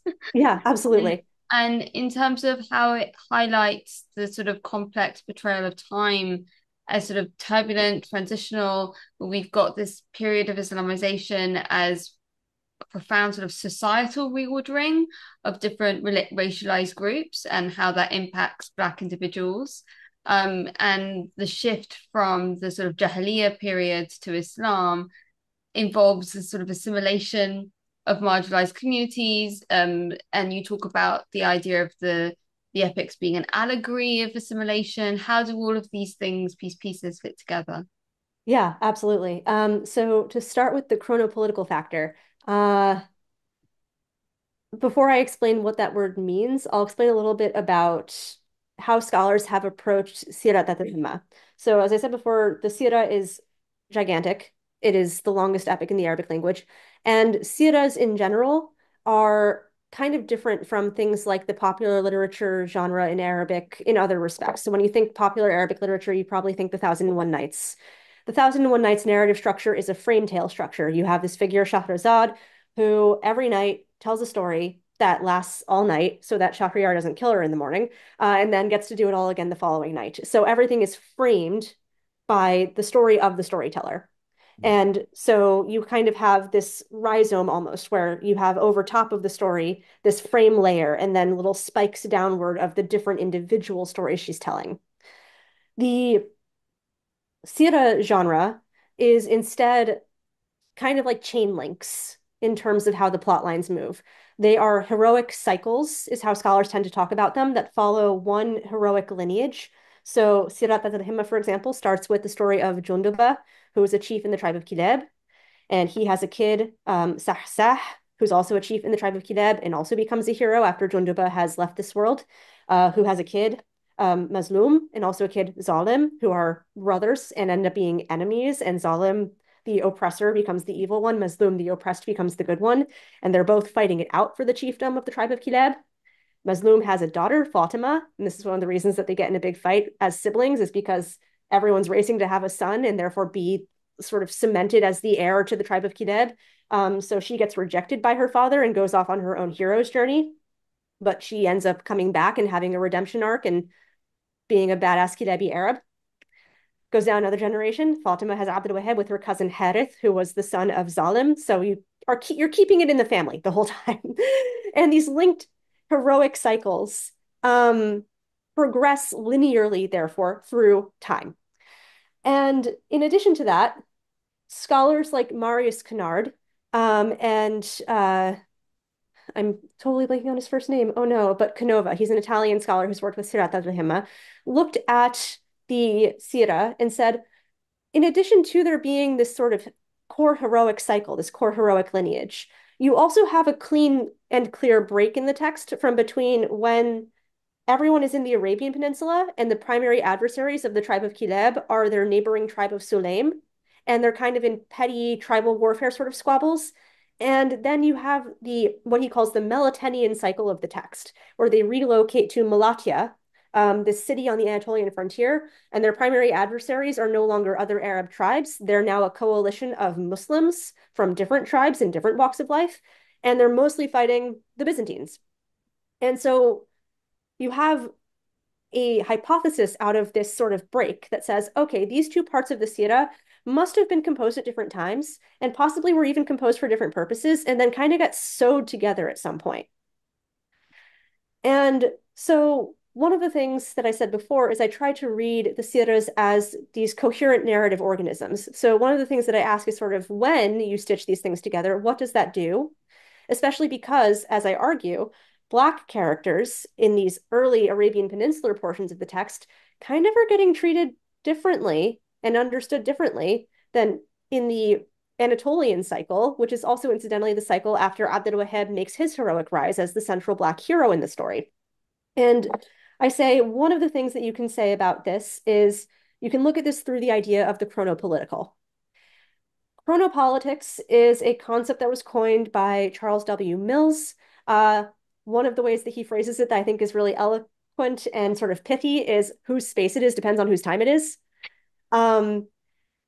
What he means by that is the fact that we in the contemporary world ascribe time raciality and ascribe races different timelines.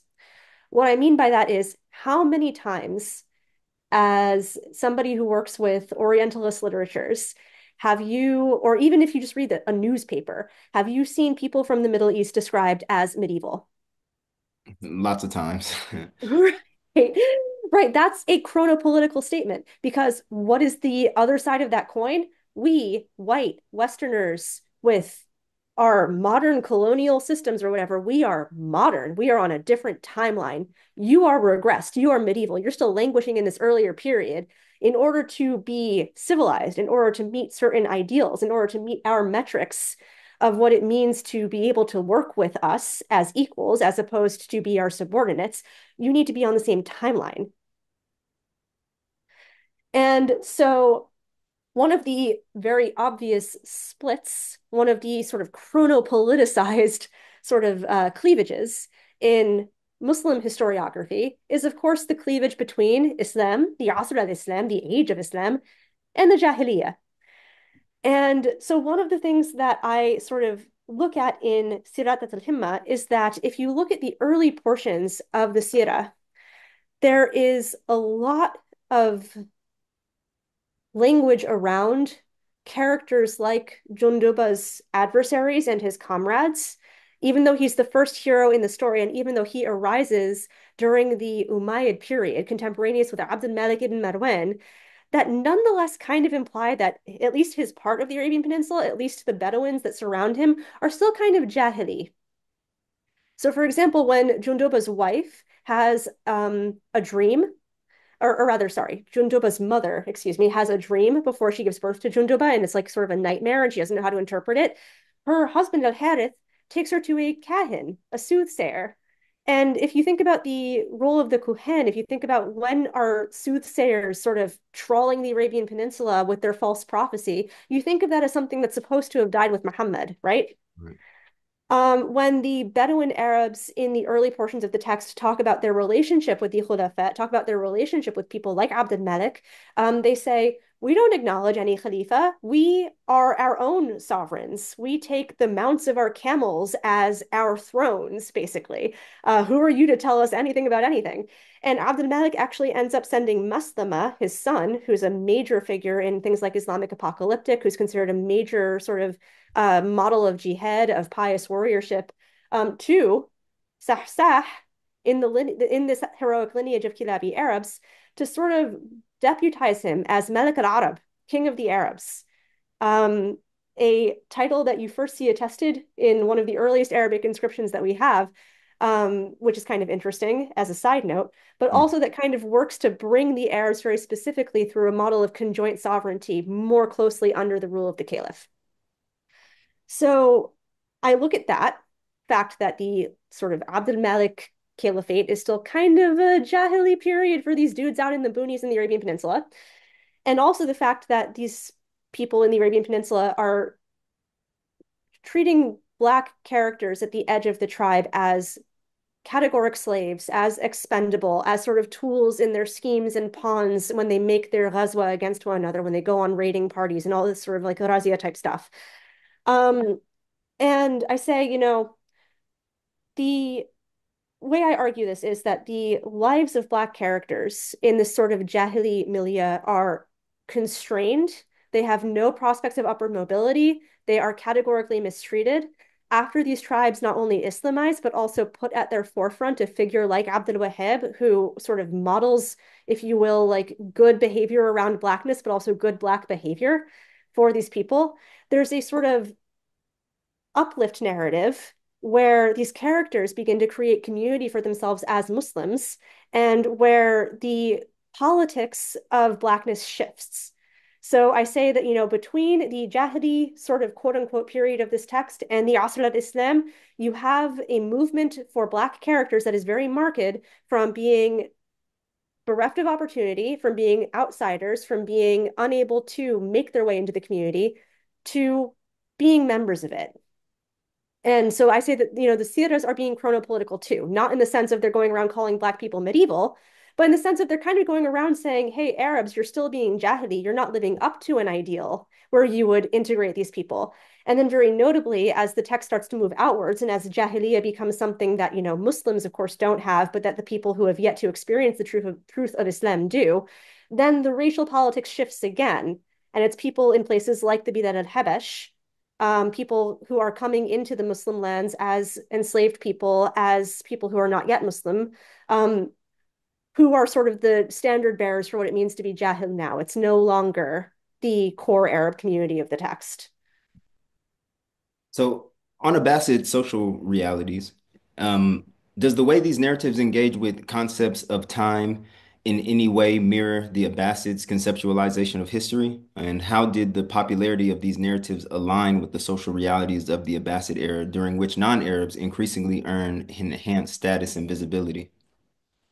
That's a great question. So, first of all, the Abbasids, as has been noted by a lot of historians, do a lot of work to undo the reputation and also undo the history making of their Umayyad predecessors.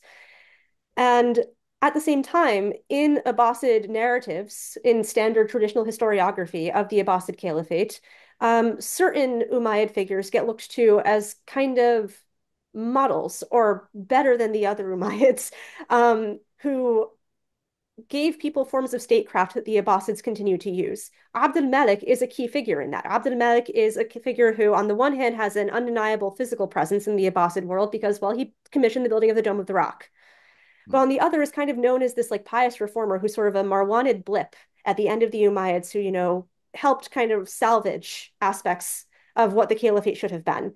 He standardizes the Arabic language and weights and measures and all this sort of stuff, in terms of how he's understood semi-legendarily. So in the sense of starting the story with Abd al-Malik and then having a constant upward trajectory, Siratat al-Himma is kind of following that same historiographic arc.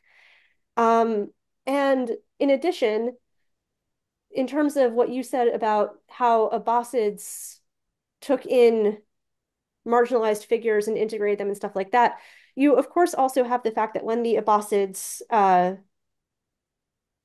come out of Syria and Khorasan and kick the Umayyads out and do their whole thing, one of the big promises that they had given to their early following, one of the big promises that they had made as the people who were going to sort of right the caliphal ship, if you will, was to alter the treatment of Mawali, this sort of group of people who were literally those brought close to the Ummah, to its Arab core, through clientelized relationships to people who had tribal standing. Um, Mawali was a term that was often used not just to describe those clientage relationships, it was also used to describe post-manumission relationships. The Abbasids abolish clientage, but not post-manumission mala status. It was also used to describe early converts in the sense that if you converted to Islam and you didn't have tribal standing, this was a way to sort of attach yourself to the community that gave you social capital in addition to religious capital. And so one of the things that you can kind of see in the text of Sirat al-Himma is that uh, you have figures who end up being variously clientelized without actually literally using the language of being Maldas. One of those figures is a guy named Abul Hizahiz, who I argue is kind of a perfect example of what I refer to as an allegory of assimilation in the text, where um, cosmic and earthly forces kind of collude to affirm that the Muslim Ummah is on the right track. What I mean by that is that Abu Hizahiz is a figure whose name literally means the father of convulsions. He's said to be like gigantic and black and be the sort of master warrior whose only equal is Abdul Wahhab. And he gets brought into the story because initially he's in the army of somebody who's referred to as a Khariji, because he calls himself Mahdi as-Zaman, the Messiah of the age, and he's like fighting the Abbasid Caliph as a Muslim with a counterclaim. But he gets captured from that army and brought into the Byzantine army, where the Byzantines immediately go, "Oh, we've been fighting this guy Abdul Wahhab, and Abul Hizahiz is the perfect guy to fight him because he looks just like him, and I bet he'll make a good adversary." Racial logic, for sure. And you Um, said that's something that you see very common in these narratives, putting one black figure against another. Yeah, absolutely. So this idea of, fighting fire with fire, or fighting kind with kind, is one of the ways that the idea of Black people being kind of categorically different from non-Black people gets continuously reaffirmed in this text, that you like need a Black army to fight a Black army. And that also, of course, justifies logics of military enslavement. It makes some part of what was probably this audience's world make sense to them because it's like, well, if I explain it in these terms, then now you know why we have this regiment. Um, but Abul Hizahiz, when he gets absorbed into the Byzantine army, does so at the command of converting to Christianity. And at first, he's kind of like, can I convert to Christianity but still praise Muhammad once a month? And the Byzantine king is like, no. It's like, can I convert to Christianity but still like whisper about Muhammad to myself and nobody else can hear me? And he's just like, no, that's not how it works. So one of the things that is said at the front end is that Abu Hizahiz thinks he can do this, thinks he can sort of live between the two religions because he's Bedawi and Jahil, because he's now the standard bearer of this kind of rustic ignorance, probably because his original steward into Islam, Mahdi az-Zaman, was again a Khariji, was a heterodox Muslim who wasn't Musliming properly. So Abu Hizahiz, newly Christianized, goes and he fights his battle with Abdul Wahhab. Abdul Wahhab captures him. And Abdul Wahab then releases Abul Hizahiz's hands from their bindings so that Abul Hizahiz can like eat and move around and whatever, in what I kind of refer to as a symbolic act of manumission that sort of initiates this process of Abul Hizahiz becoming a client, a Mawla, without really speaking the term into existence of Abdul Wahab's. And in terms of this being an allegory of assimilation, in terms of heavenly forces sort of affirming that this is all on the right track, Abu Hizahiz decides to take the fact that he's been released in terms of his hands and use that to try to kill Abdul Wahab. So he says, when Abdul Wahab is praying, I'm going to take his sword that he is hanging over there. I'm going to just, do the deed and run. As he's about to do so, according to the text, an angel appears over Abdul Wahab's head while he's in ruku', while he's in his prostrations. And basically this moment of like witnessing an angelic celestial presence and having a conversation with him where he chastises Abu Hizahiz completely changes Abu Hizahiz's view. He'd already observed how pious Abdul Wahab was, how much he was going to sujood, how much he was praying, how earnestly he was doing so. And now he's clearly the praying is working if he's able to have angels just come and minister to me when I'm about to kill him. So he immediately recites in full faith the profession of the Shahada, and converts. And Abdul Wahab is like, yay! And everybody's happy. And Abu Hizahiz is now Muslim. Again, question mark. Um, but he still doesn't quite have a lock on what that fully means until the two of them go together to the Caliph Harun al-Rashid. And Abu Hizahiz, at first when he meets the Caliph, is like, Abdul Wahab was my leader. Abdul Wahab was my Caliph. Why am I following this random? He like literally says the Khalifa al-Bidan. Like, why am I following this Caliph of the Whites, who Mm. I've never met before? How can he represent me? Um, and he says Abdul Wahab should be the Khalifa of Sudan. And in this meeting, uh, Abdul Wahab sort of like says, like, no, listen, Abul Hizahiz, ya waladi, oh my son, you have to dismount and pay obeisance to the Caliph. He is the Caliph of all the Muslims, more or less. And that moment is when Abu Hizahiz kind of has his, denouement. He gets off his horse, prostrates to the Caliph. They go off on their adventures at the behest of the Caliph's, military campaign strategy and all this sort of stuff. And he's now a member in full standing. And so that is, on the one hand, clearly following Abbasid memory. Harun al-Rashid is at the forefront of all of this. Kind of like in the Thousand and One Nights, he's a somewhat ambiguous character in the sense that even though he's the Khalifa, it's kind of the office that's important, not the person. He doesn't have the best judgment sometimes. Sometimes he's really mean to Abdul Wahab for like no good reason. He listens to the villainous crypto Christian Qadi Uqba, stuff like that. But at the same time, Abul Hizahiz has learned to respect the office.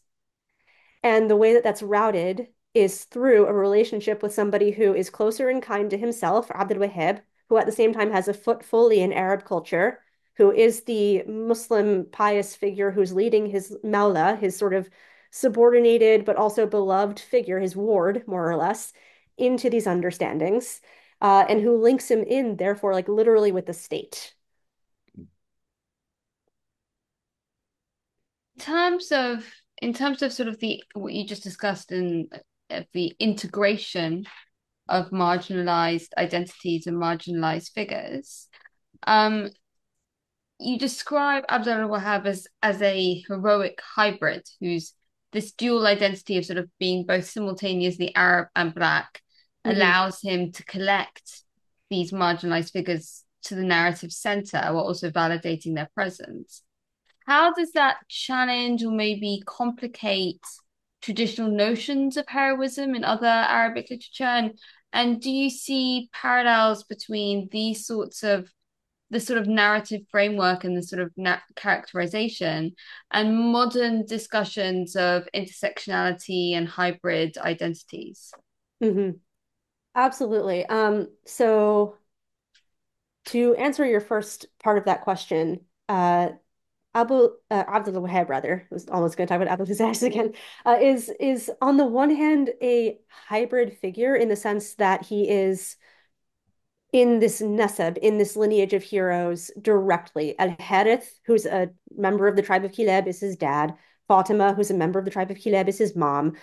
Even if you were to sort of regress artificially kind of to a model of bilateral descent, even by that model, he's fully Arab. But at the same time, he's fully Black in the sense of this sort of chemical medical change to him that occurs in his origin story. So he's hybrid in one way, um, in the sense that he's completely one thing and also completely another, but also in another way that's an obvious paradox because when we think about hybridity, we think about mixture in the sense of being kind of half-half of the fractionalization of identity. And those fractionalizations of identity have been one of the main focal points in PCRS or pre-modern critical race studies as practiced by people who work on Latin Christendom or people who work on Western European literatures, kind of because they immediately ask questions about, well, if you have a blended individual, if you have mixed people, um, what does that say about the success or viability of mixing cultures, of mixing societies? And so oftentimes pre-modern critical race studies have alighted on figures like the central character in the Digenis Akratos, a Byzantine epic that's sometimes said to have been composed around the same time as that of him, kind of on the other side of the war front, where you have a hero in the Byzantine armies who is born to a Saracen emir. Saracen is in like Muslim something, and a Byzantine woman. Or they've alighted on things like the German romance that has a figure named Parzival, who is literally piebald. He has mixtures of black and white on his body because, again, he has like a Saracen parent and a Christian parent, and this mixture literally doesn't go well to the point where you can see it on his body. Um, and so, one of the things I kind of argue is that Abdul Wahab is a hybrid hero, but he's presenting a very different kind of hybridity than these other heroes. And the reason that I say that is because um, there's a scholar of British literature, Jennifer de Vere Brody, who says, you know, if we presume hybridity, we're also presuming purity. And I'm not really sure that Abdul Wahab is a good example of thinking about purity, thinking about the possibility of being a pure Arab because of things like the paternalization of Nessa, because of things like the fact that you could be one thing on paper and look differently in actuality or be considered differently in actuality. I think he's actually a great case for instead what Neda Makbouda, who's a sociologist, calls racial loopholes, where you can have experiences of your racialization in the everyday that contravene you being labeled just one thing, and that mean that you maybe need another category entirely unto yourself to describe what your experience is. There maybe isn't language for you. And it's not because you're a mix of two things and they're both impure. It's because you're another thing that hasn't been described yet. Mm. I don't know if that makes sense.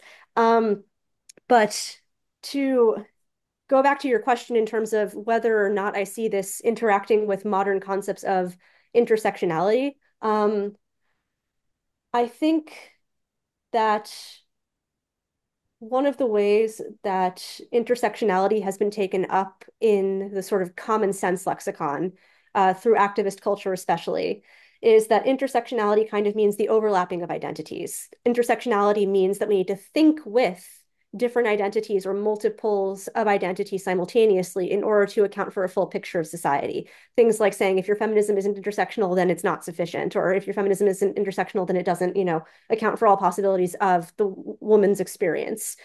And one of the reasons that that becomes the sort of common sense version of the thing is because when Kimberly Crenshaw originally coined the concept of intersectionality, one of the ways that she described what she was doing is as helping people to think through situations in the legal context where people are being underaccounted for or sort of excised from how the law is actually enforced and practiced. And she had as one of her signal cases a situation of workplace discrimination where if you have a workplace that is, and I'm trying to reconstruct this from memory, so I apologize if I mess any of this up. If you have a workplace that is accused of having a sexism problem and also simultaneously accused of having a racism problem, and the way that the workplace corrects for that is they hire Black men and white women. They've fixed their sexism problem. They've fixed their racism problem. Who's not getting hired still? is Uh, Black women. Black women. Yeah, right. So she sort of says like this is the type of stuff that if we take intersectionality and we think with intersectionality in terms of our approach to the law and in terms of our approach to the writing and enforcement of the law, we would then be able to account for the non-presence of Black women because they are both racially discriminated against and misogynistically discriminated against, but fall out when we only talk about one of those two things. Mm. Um, I think that a lot of what I'm working with is kind of the extra legal in this text and in my approach to Sirat al-Himma or in my approach to the Siyar in general. I'm working with what Neda Magbule calls those everyday experiences of race that, again, the legal system, because Abdul Wahab is fully Arab on paper, right? Doesn't really account for. And so using legal heuristics to approach my questions maybe isn't the best fit, but it's also still getting you somewhere. Like intersectionality, the fact that you have these people who are going to fall out of the system, basically, fall out of consideration if the rules of the system and the language of the system is one way, and you don't then try to account for these other people or these combinations, um, is definitely at work in the text. But one of the things that I sort of use to bring intersectionality in conversation with another set of theories that I think are instructive is assemblages. So Jasper Puar has a very famous article that riffs on a prior work called I'd Rather Be a Cyborg Than a Goddess. And it's, I think the subtitle is like Becoming Intersectional and Assemblage Theory or something like that. And I'd like to shout out Chelsea May, by the way, who introduced me to this article when I kind of needed it and didn't know that I needed it. And she was like, I think you need this. Um, and so one of the things that Puar argues is that intersectionality kind of treats identity on the one hand as an event. There's the metaphor of the literal intersection, the traffic stop, and also the fact of like the events that happen in the workplace to make these things happen, for example. But it also kind of says that you can plot identities on a grid.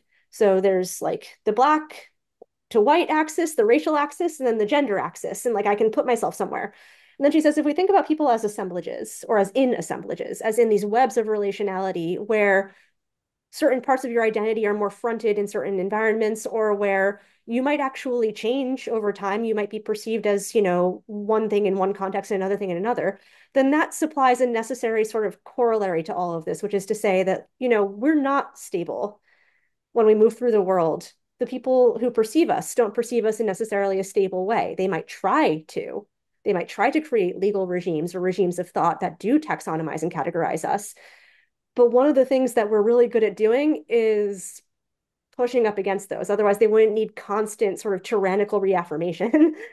So on the one hand, yes, I view my work as maybe being potentially in conversation with people who want to think intersectionally. On the other hand, I also think that it's in conversation with people who want to think intersectionality in other directions, if that makes sense. Uh, You explore how Sirat Dat al-Himma's narratives bear some striking parallels to more contemporary transitional narratives promoted by 19th and 20th century African American thinkers dubbed racial uplift ideology. What are these parallels, and how do they illuminate the subtler hierarchical structures at work within the epic's accounts? Yeah, that's again a great question. Your guys' questions are so great. I keep acting like I'm surprised as if I haven't seen them before. I have seen them before, but they're still so great. So I bring in racial uplift as a concept in the book, kind of in the parts where I talk about the chronopolitical, kind of in the parts where I talk about Abu Hizahiz, in the sense that um, one of the things that I say that Abu Hizahiz's story does is it shows us a very obvious arc of this is a person who, by nature of being exceptional, being like the best warrior possible, being outwardly talented, but then honing that talent, disciplining that talent into things that his Muslim peers can understand, converting, becoming a mujahid, all this sort of stuff, um, is very paradigmatic of a lot of Black American sort of concepts of racial uplift. You have, for example, W.E. Du Bois in The Talented Tenth, the idea that if, you know, we can have this like vanguard at the front of our society, front of Black society, I should say, who is there and talented and flexing on the ways that white people have standardized what it means to, succeed, then like that's going to raise all ships, kind of. Yeah, I don't know if you mentioned W.E.B. Du Bois's theory or by name, the talented tenth. But when Roxanne and I was talking over our questions, that's one thing that I mentioned. I mentioned to her like, I feel like with this whole racial upliftment part of her book that it's off the back of what W.E.B. Du Bois was talking about with the talented tenth. So I'm glad that you answered that. So I guess you confirmed that for me. So. Yeah. Yeah, I mean, I had that in mind, but I also had in particular the ways that uplift and Du Bois was brilliant, and this isn't like a knock on him, and it's also not a knock on him in terms of the theorists that I was looking at. Um, the ways that uplift sort of theory has been critiqued since the late 19th and early 20th century, as kind of being very much embedded in what we would now call a politics of civility or a politics of respectability, where it's like the talented 10th are successful. Okay, but whose optics of success? Mm, Like the version of this is, oh, well, if we can all become like upper middle class, and live in like, you know, nice houses in nice neighborhoods, what defines a nice house, what defines a nice neighborhood, right. um, then people will finally recognize that we are contributors to society, what society, who's in power in that society, and will see us as equals, equals to what standard. And so one of the things that is very patent with Abu Hazzahis, with Abdul Wahab, with the fact that Abdul Wahab calls this cohort of the Umara al-Sudan, the generals of the armies of the Black people in the text, into coalition with him, makes them his comrades, manumits them, often by purchasing them from enslavement and then doing so, and sort of gives them this path to upward mobility, is that all of that path is, of course, premised on Muslim norms, Arabicizing norms. These are people who are being brought into community via the tribe of Kidab. These are people who are being brought into community via Islamic legal norms of clientage and enslavement and manumission. These are people whose origins elsewhere, their implicit trafficking into Muslim lands, their implicit heritages that they would have had as non-Muslims, those are absent in the story. That's a non-factor.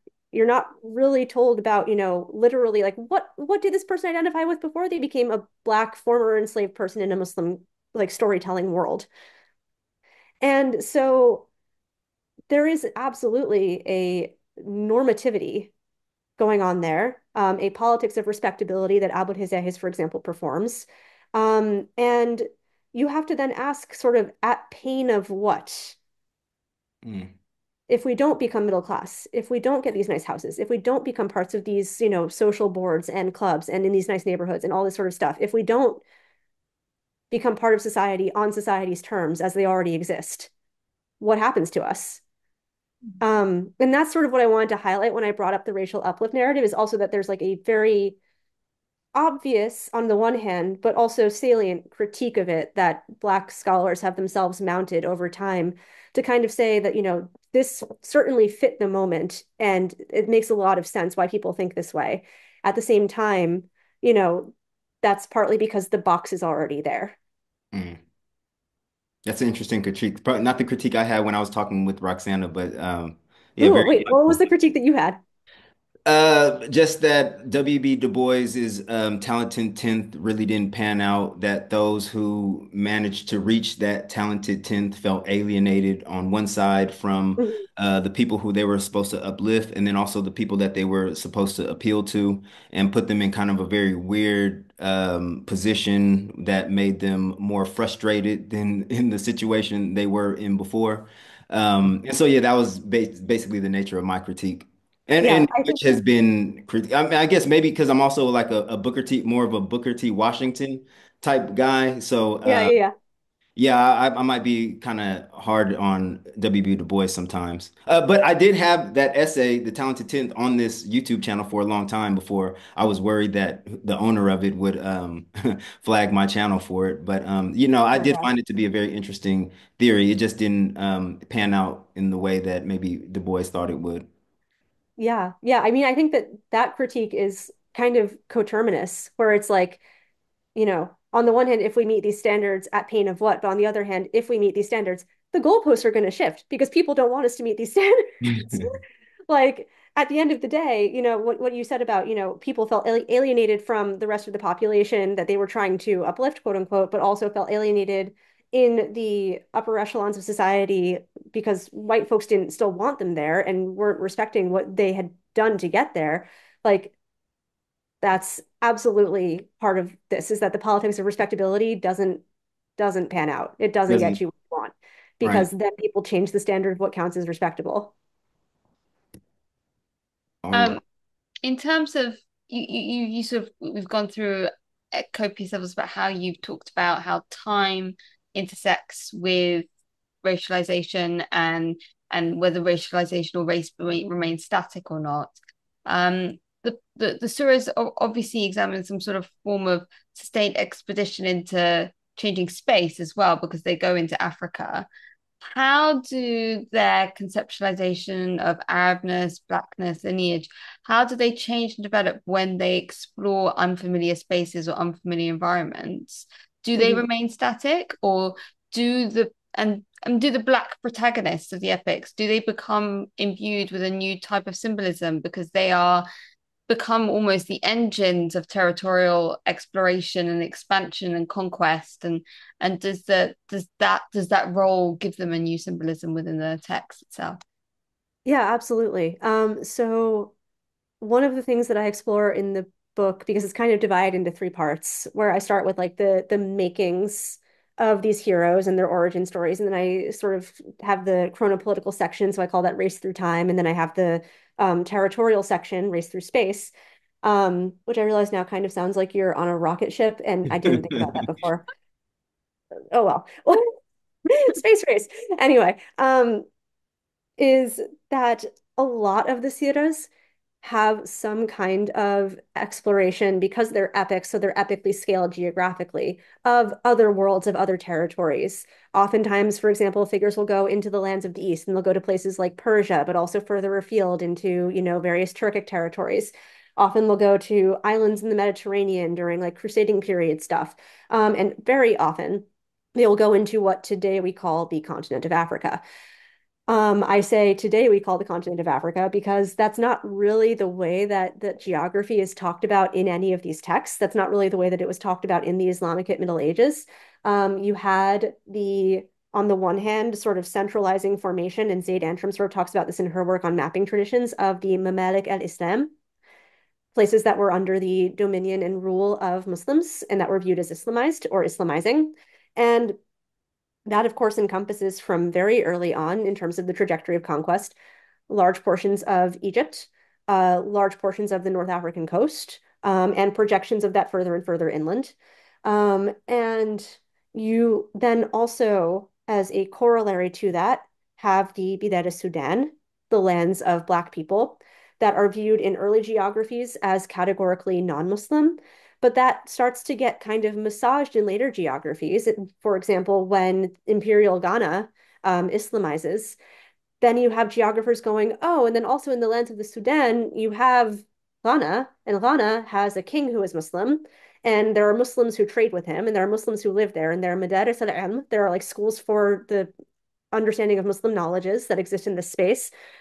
So it's kind of liminalized, but it's in there.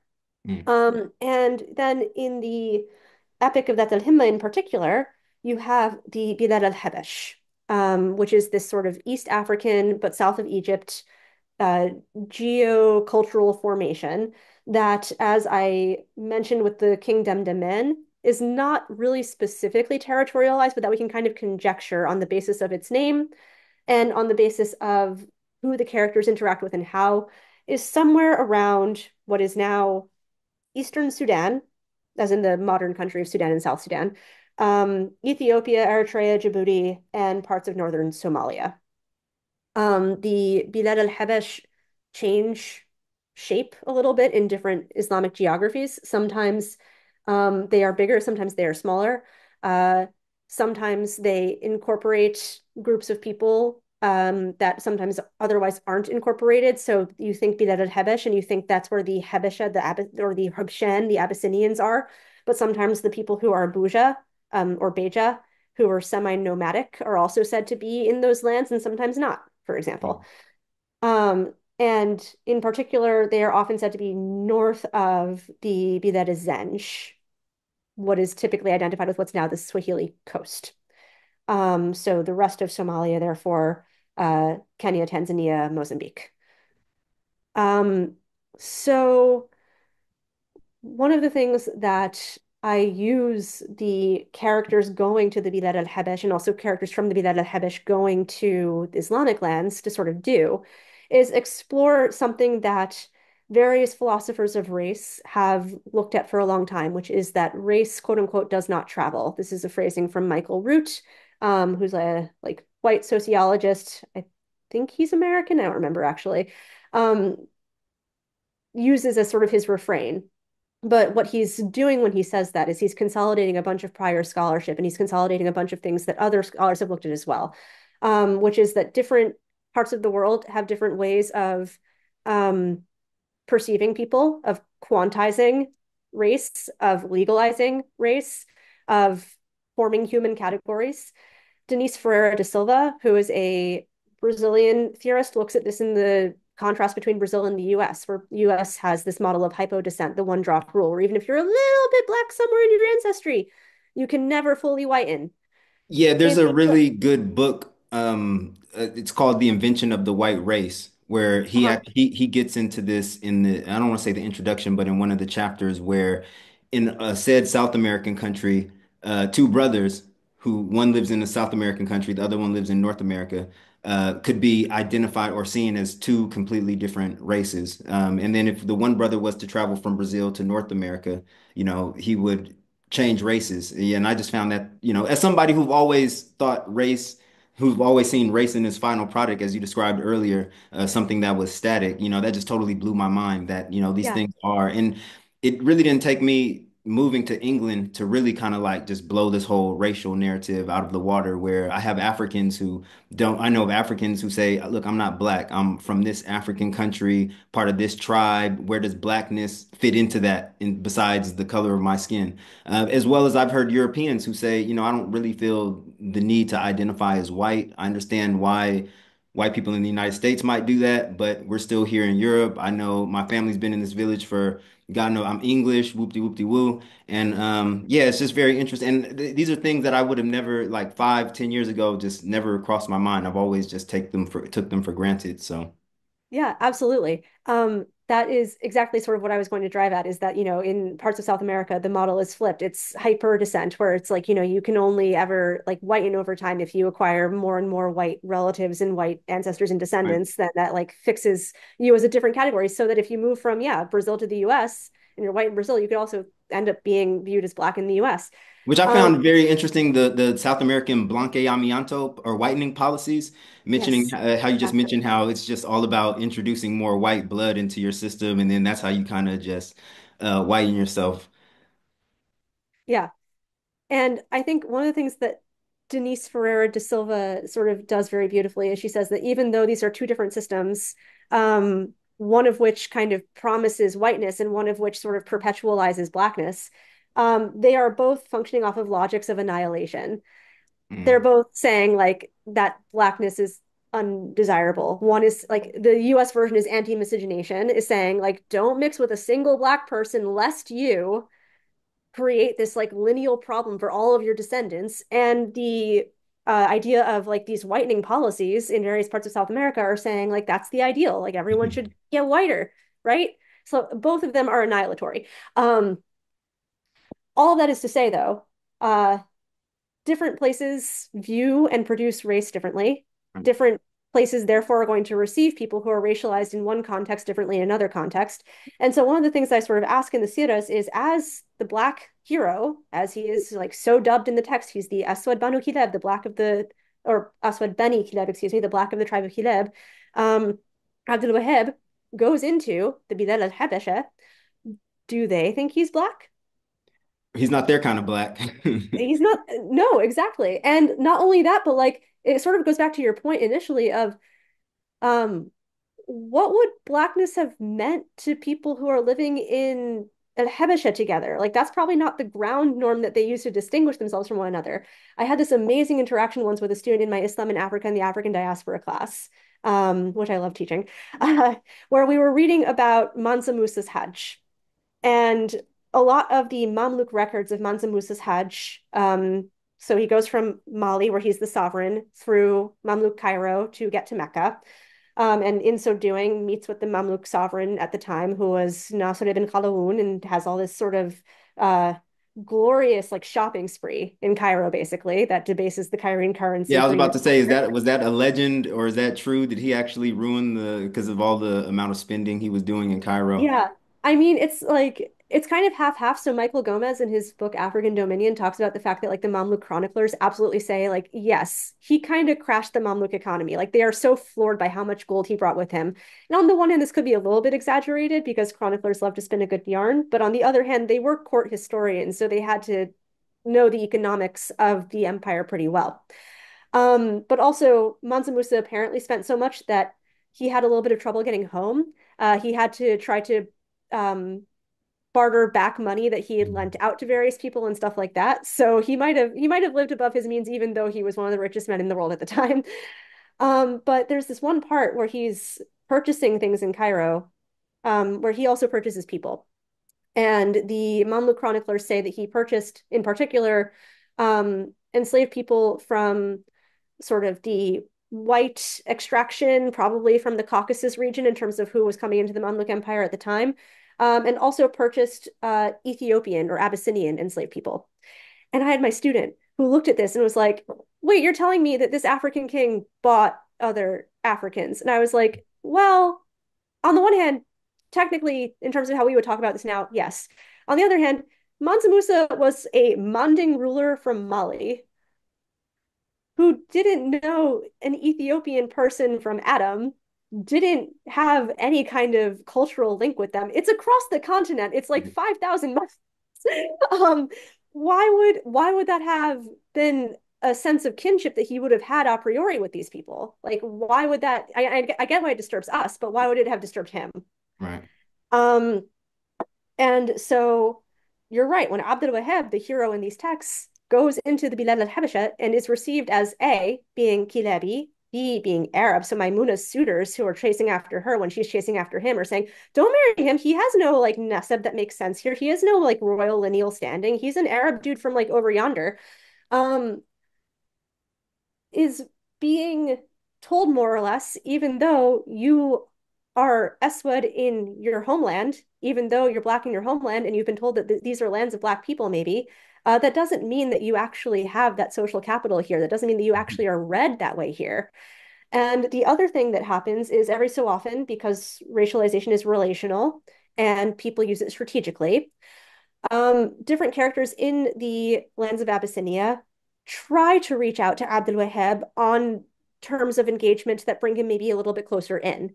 So Demdemen refers to him at one point when he's sort of trying to have a heart-to-heart with Abdul Wahab as Ibn Khala, which is referring to him as maternal kin, like a maternal cousin via his aunt, basically.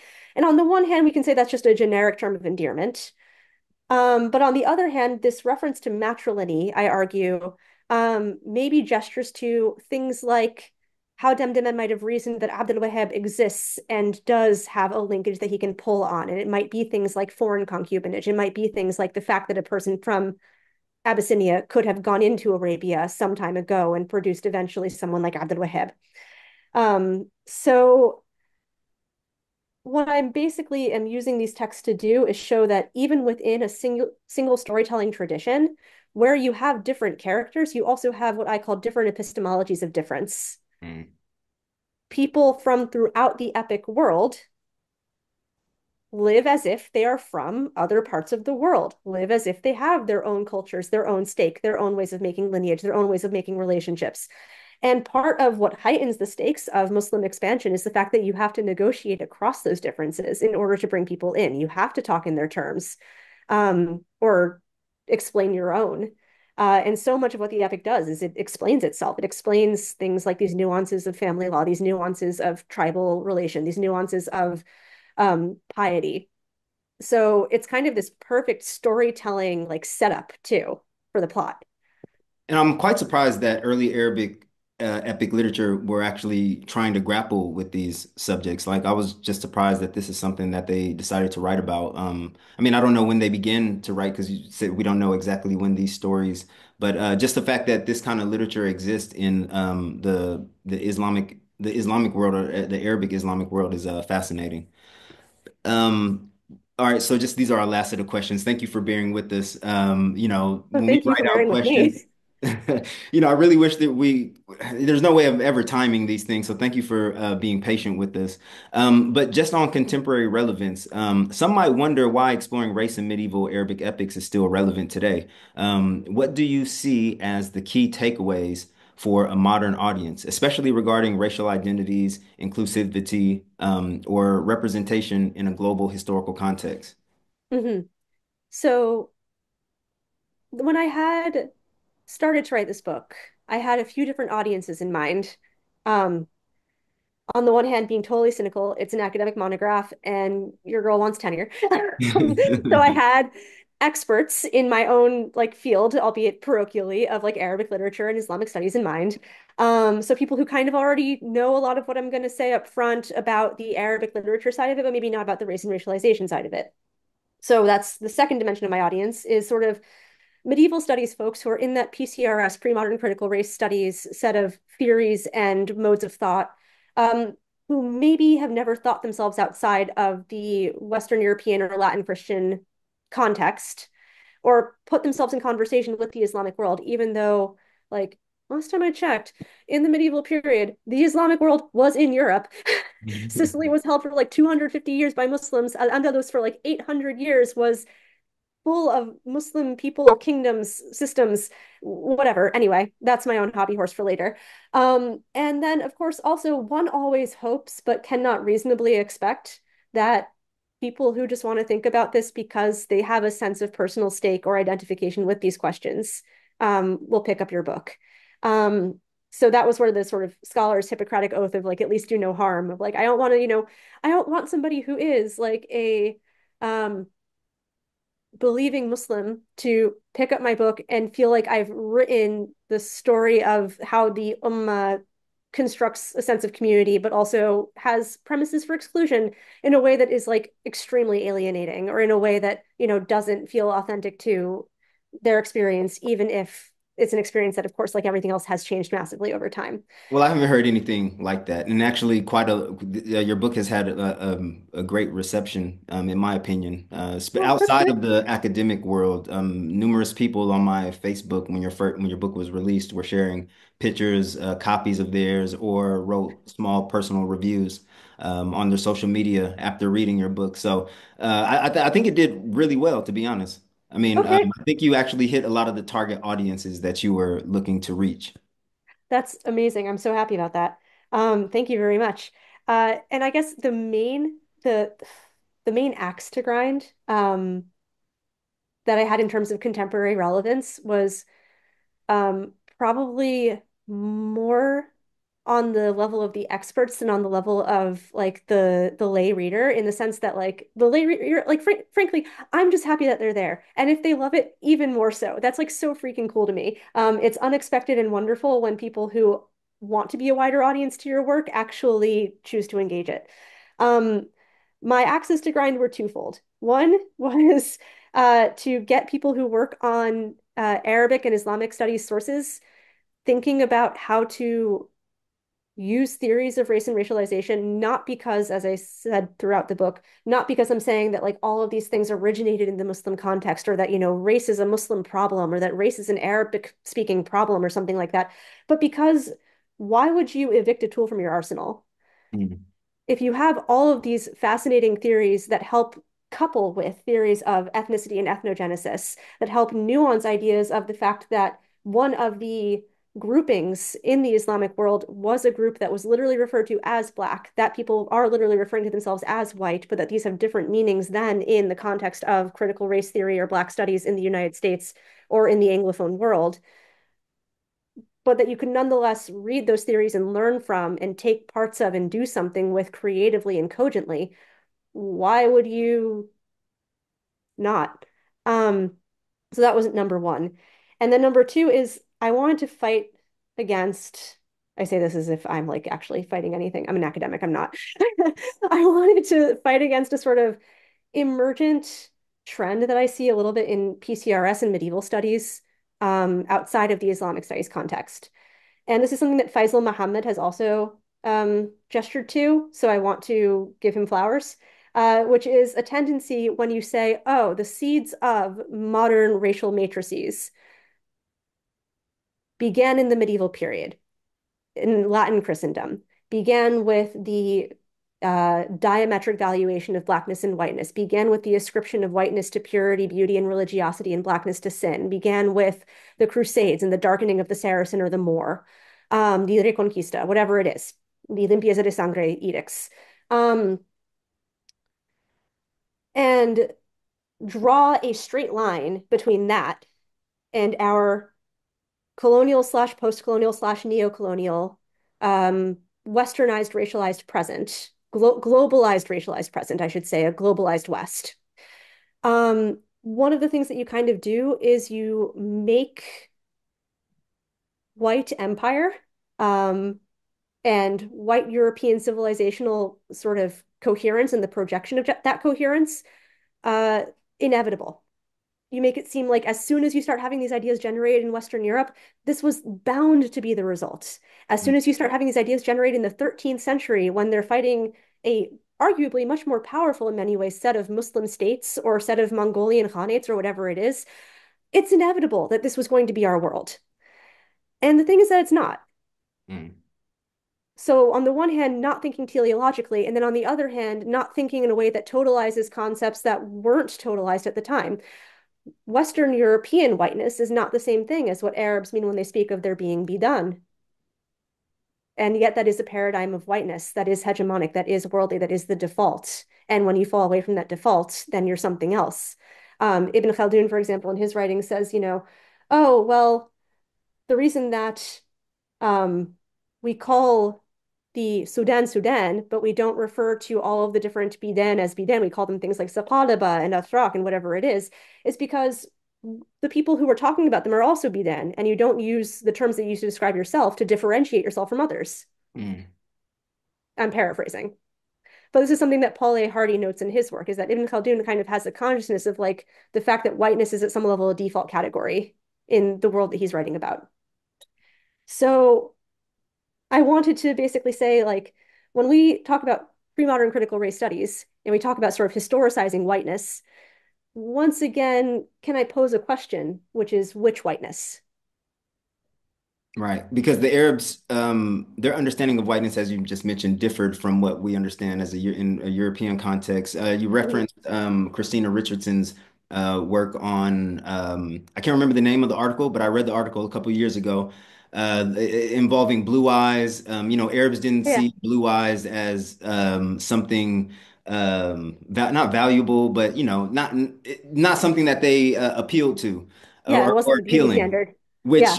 is totally different from the European conceptions of whiteness, where blue eyes, I don't want to say is the pinnacle of whiteness, but maybe to some people, definitely in a German context or way back German Oh yeah. context. But yeah, I just found that, yeah, so I just found that also extremely, I mean, reading your book opened me up. I mean, just had my mind, just had the juices flowing, so to speak. Because yeah, a lot of these things I would have never, I mean, from the outset would have never kind of saw it like that. When the Arabs identified as white, I would have matched it up with like the European conception of white. But a lot of this stuff really isn't, um, it really isn't apparent when you describe, when you use the color codifications. You really got to get deep into it to see that these things just aren't the same. Sorry if I was waffling on. Felt like I was stumbling over words for a bit, but yeah, just in total, what you said was extremely interesting. Yeah, no, that makes perfect sense. And I mean, it's something where like people have tried to parse this and I understand entirely why they have. So, for example, one of the things that some scholars have done when they look at the idea of being abyad is they've gone back into the dictionaries and they've looked at lisan al-Arab and they've looked at kitab al-Ain and they've said, okay, this root like baya, like what would actually have been signified here and said, oh, well, oftentimes if you look at the sources, it says that the word abyad doesn't mean white in the sense of like ashkar, in the sense of pale, the way that sort of, Afranj were often described, people who were from the lands of the Franks. Instead, it means something like hinti, wheat-like. Yeah. So in terms of, when you're actually picturing this relative to a skin color, people have said, oh, well, when people say biden, they mean something different optically. But at the same time, one of the things that I sort of say in my work is very rarely when people are describing their own skin color are they literally using aswad and abyad, because those were category markers that were moralized, that were racialized, that were meant to put you in a network that was way bigger than just you as an individual. So Mhm. for example, if you look at like and Mohammed Belen has done this a little bit. The lineage of the Nosrids in Granada, where their chroniclers talk about how they look. They say on the one hand that they have like fair skin or light skin or that they're white, but they also say that they are, flushed with red or have like a rosy hue to their skin. So like they're already going a layer deeper because they're talking about an individual and trying to promote them as the ideal as opposed to talking about them in a broader category formation. Mhm. The whiteness is doing the category formation. The delightful, healthy blush to your skin, the fact that you're dewy and glowy and whatever is doing something else, is doing something about health and vigor and these kinds of things. So so yeah, I all of that is to say philology is important, but it only gets you so far. In terms of obviously what you've built and contributed into the study of racialization of pre-modern Muslim societies, what further scholarship that builds on your work and can add to our understanding of Islamic histories of racialization and race, what do you hope will be pursued in the future? Ooh, I love that question. So there are a few ends that I obviously did not tie up in my book. For example, when I decided in this book to really talk in particular about the Black heroes, I was choosing this like hyper visibilized form of racialized difference. Like it's really in your face that they're being called Black all the time, that Blackness is like the key change maker in their stories, that Blackness puts them in this different category of being and moving around. Um, and one could argue that that's kind of low-hanging fruit, and that there are a lot of people who are racialized because in a world where racializing exists, lots of people are subject to it. That's subtler and that I didn't explore. Things like the idea of Ajam or things like the Atrak Turks, things like, all of these other category formations that we are increasingly recognizing as doing something different than ethnicity in the sense that we often think of ethnicity as this thing that is kind of plastic and opted into through shared stories and customs and culture and more endogenous as opposed to exogenous to a given culture.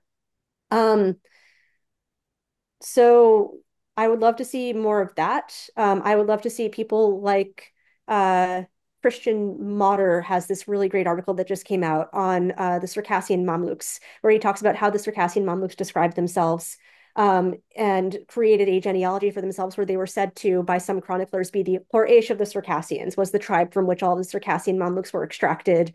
And that was part of their dynastic claim. I would love to see the nuancing of some of those conclusions through theories of race and racialization, because I think that there's so much that could be used to talk across those two bodies of scholarship that would enhance both of them. Um, the other thing that I didn't really deal with is the fact that humans are not alone in this world in Muslim cosmology. You have, of course, the angels, like the one on Abdul Wahhab's shoulder. You also have the entire world of the jinn. And very often, characters in the siras are in relationships with as cousins, as spouses, as tutelage partners or mentors and mentees with jinn. What work is that doing that could be opened up through paradigms of race and racialization? So I would love to see all of that work carried forward. And also, I would just, I guess I would love for people to look at the Sierras more as a body of texts. I know that it's a lot, literally a lot, thousands of pages. Um, to the point where it's hard to say anything definitive about such a massive amount of work. And there have been very valuable periods of engagement with the Sierras through the scholarship of people like your Canovas and your Remke Crooks and your Dwight Reynolds. We're kind of, I think, in a new generation of scholarship about them now. There's me, there's Amanda Hanush Steinberg, who wrote her dissertation on the Sierras. She's now one of the fine arts librarians at Harvard. There's Melanie Magado, who actually translated and abridged parts of that Himma for Penguin Classics. Um, that is emerging, and I'd love for there to be more of us because then we can have more of these conversations. Well, you're always open to have more of these conversations on Skeps Islamica. Our platform is, you should, I hope you feel at home here and that we can have many more conversations about your work. And yeah, that's really it for our questions. Thank you for accepting our invitation to our podcast. This was a really enlightening, insightful discussion. I really enjoyed your book. I recommend everybody, our audience, to go and read it. These podcasts can never do justice to the work that our guests do. And so, yeah, do you have any closing statements? Are you working on anything? Do you have any upcoming projects that you would like to promote? Ooh, so first of all, my closing statement is thank you guys so very much for having me. Second of all, I do have a few projects that I'm working on, one of which is basically looking at evidence from things like Sirat Antar in its Mamluk context, which is when it was textualized. All of our early manuscripts of Antar are from the 15th century, alongside other literatures like the Shadow Plays of Ibn Daniel and the book about sort of con artist tricks by a to unearth what I'm referring to as sort of a history of Mamluk era blackface and racialized fraud and fakery. So I'm getting into the fun, seedy Mamluk underworld. And there will be hopefully an article that discusses that a little bit coming out in the Journal of Medieval and Early Modern Studies within the next year. So I guess keep your eyes out for that if that's Sounds something that interesting. interests you. Can't wait to read it. It sounds very, very interesting. And I believe in your book you kind of touched on, I mean, I know you touched on in your book that they would make people black for certain reasons. I think like enslaved people or I can't remember exactly, but I remember in your book that you talked about how certain people in the Islamic world were blackened to a certain, I don't know if that is off what you were writing about with the Mamluk period blackface, Mm. but Yeah, so there are stories. So one of the things that the Sira characters often are is something called ayar, tricksters. And one of the things that they'll do is they'll disguise themselves in order to perform various acts of subterfuge. And you have characters in Sirat Antar, for example, who are non-black, who aren't like Antar, who end up for various reasons dyeing their skin Mhm. in order to escape from captivity or infiltrate certain areas where that would make them mundane or that would make them seem like they're, just a like enslaved person in the tribe or something like that. And that also, of course, shows you the suture being made between blackness and enslavement so that you can be a sort of anonymous generic slave if you turn yourself black. But there's a lot of really interesting corroboration to the point where like Ajalbari in his manual of con artist tricks talks about like actual recipes to dye your skin different colors. That says that people didn't just talk about this in storytelling, but might have actually attempted to do it IRL or at least thought about sort of more definitive ways of pulling it off in real life. That I think lead us in interesting directions, especially vis-a-vis the sort of, again, history of blackface that is almost universally white Anglo-American or European parts of the world in terms of how it's been studied and thought about. With the exception, of course, of wonderful work by people like Vita Bahulizadeh, who works on the figure of Haji Firuz in the Persian context, and also Eve Trout Powell, who works specifically on blackface theater in Egypt during the Anglo-Egyptian condominium of Sudan, which is, of course, working in a much more modern situation. But all that is to say, whenever I say anything, and I'm very aware of this because citational politics is politics, whenever I say anything, chances are I got the idea from somebody else who did it better than me. No comment on that. Okay, well, again, Dr. Schine, thank you for your time. Thank you for your hard work. It was a pleasure speaking with you. And until next time. Thank you so much.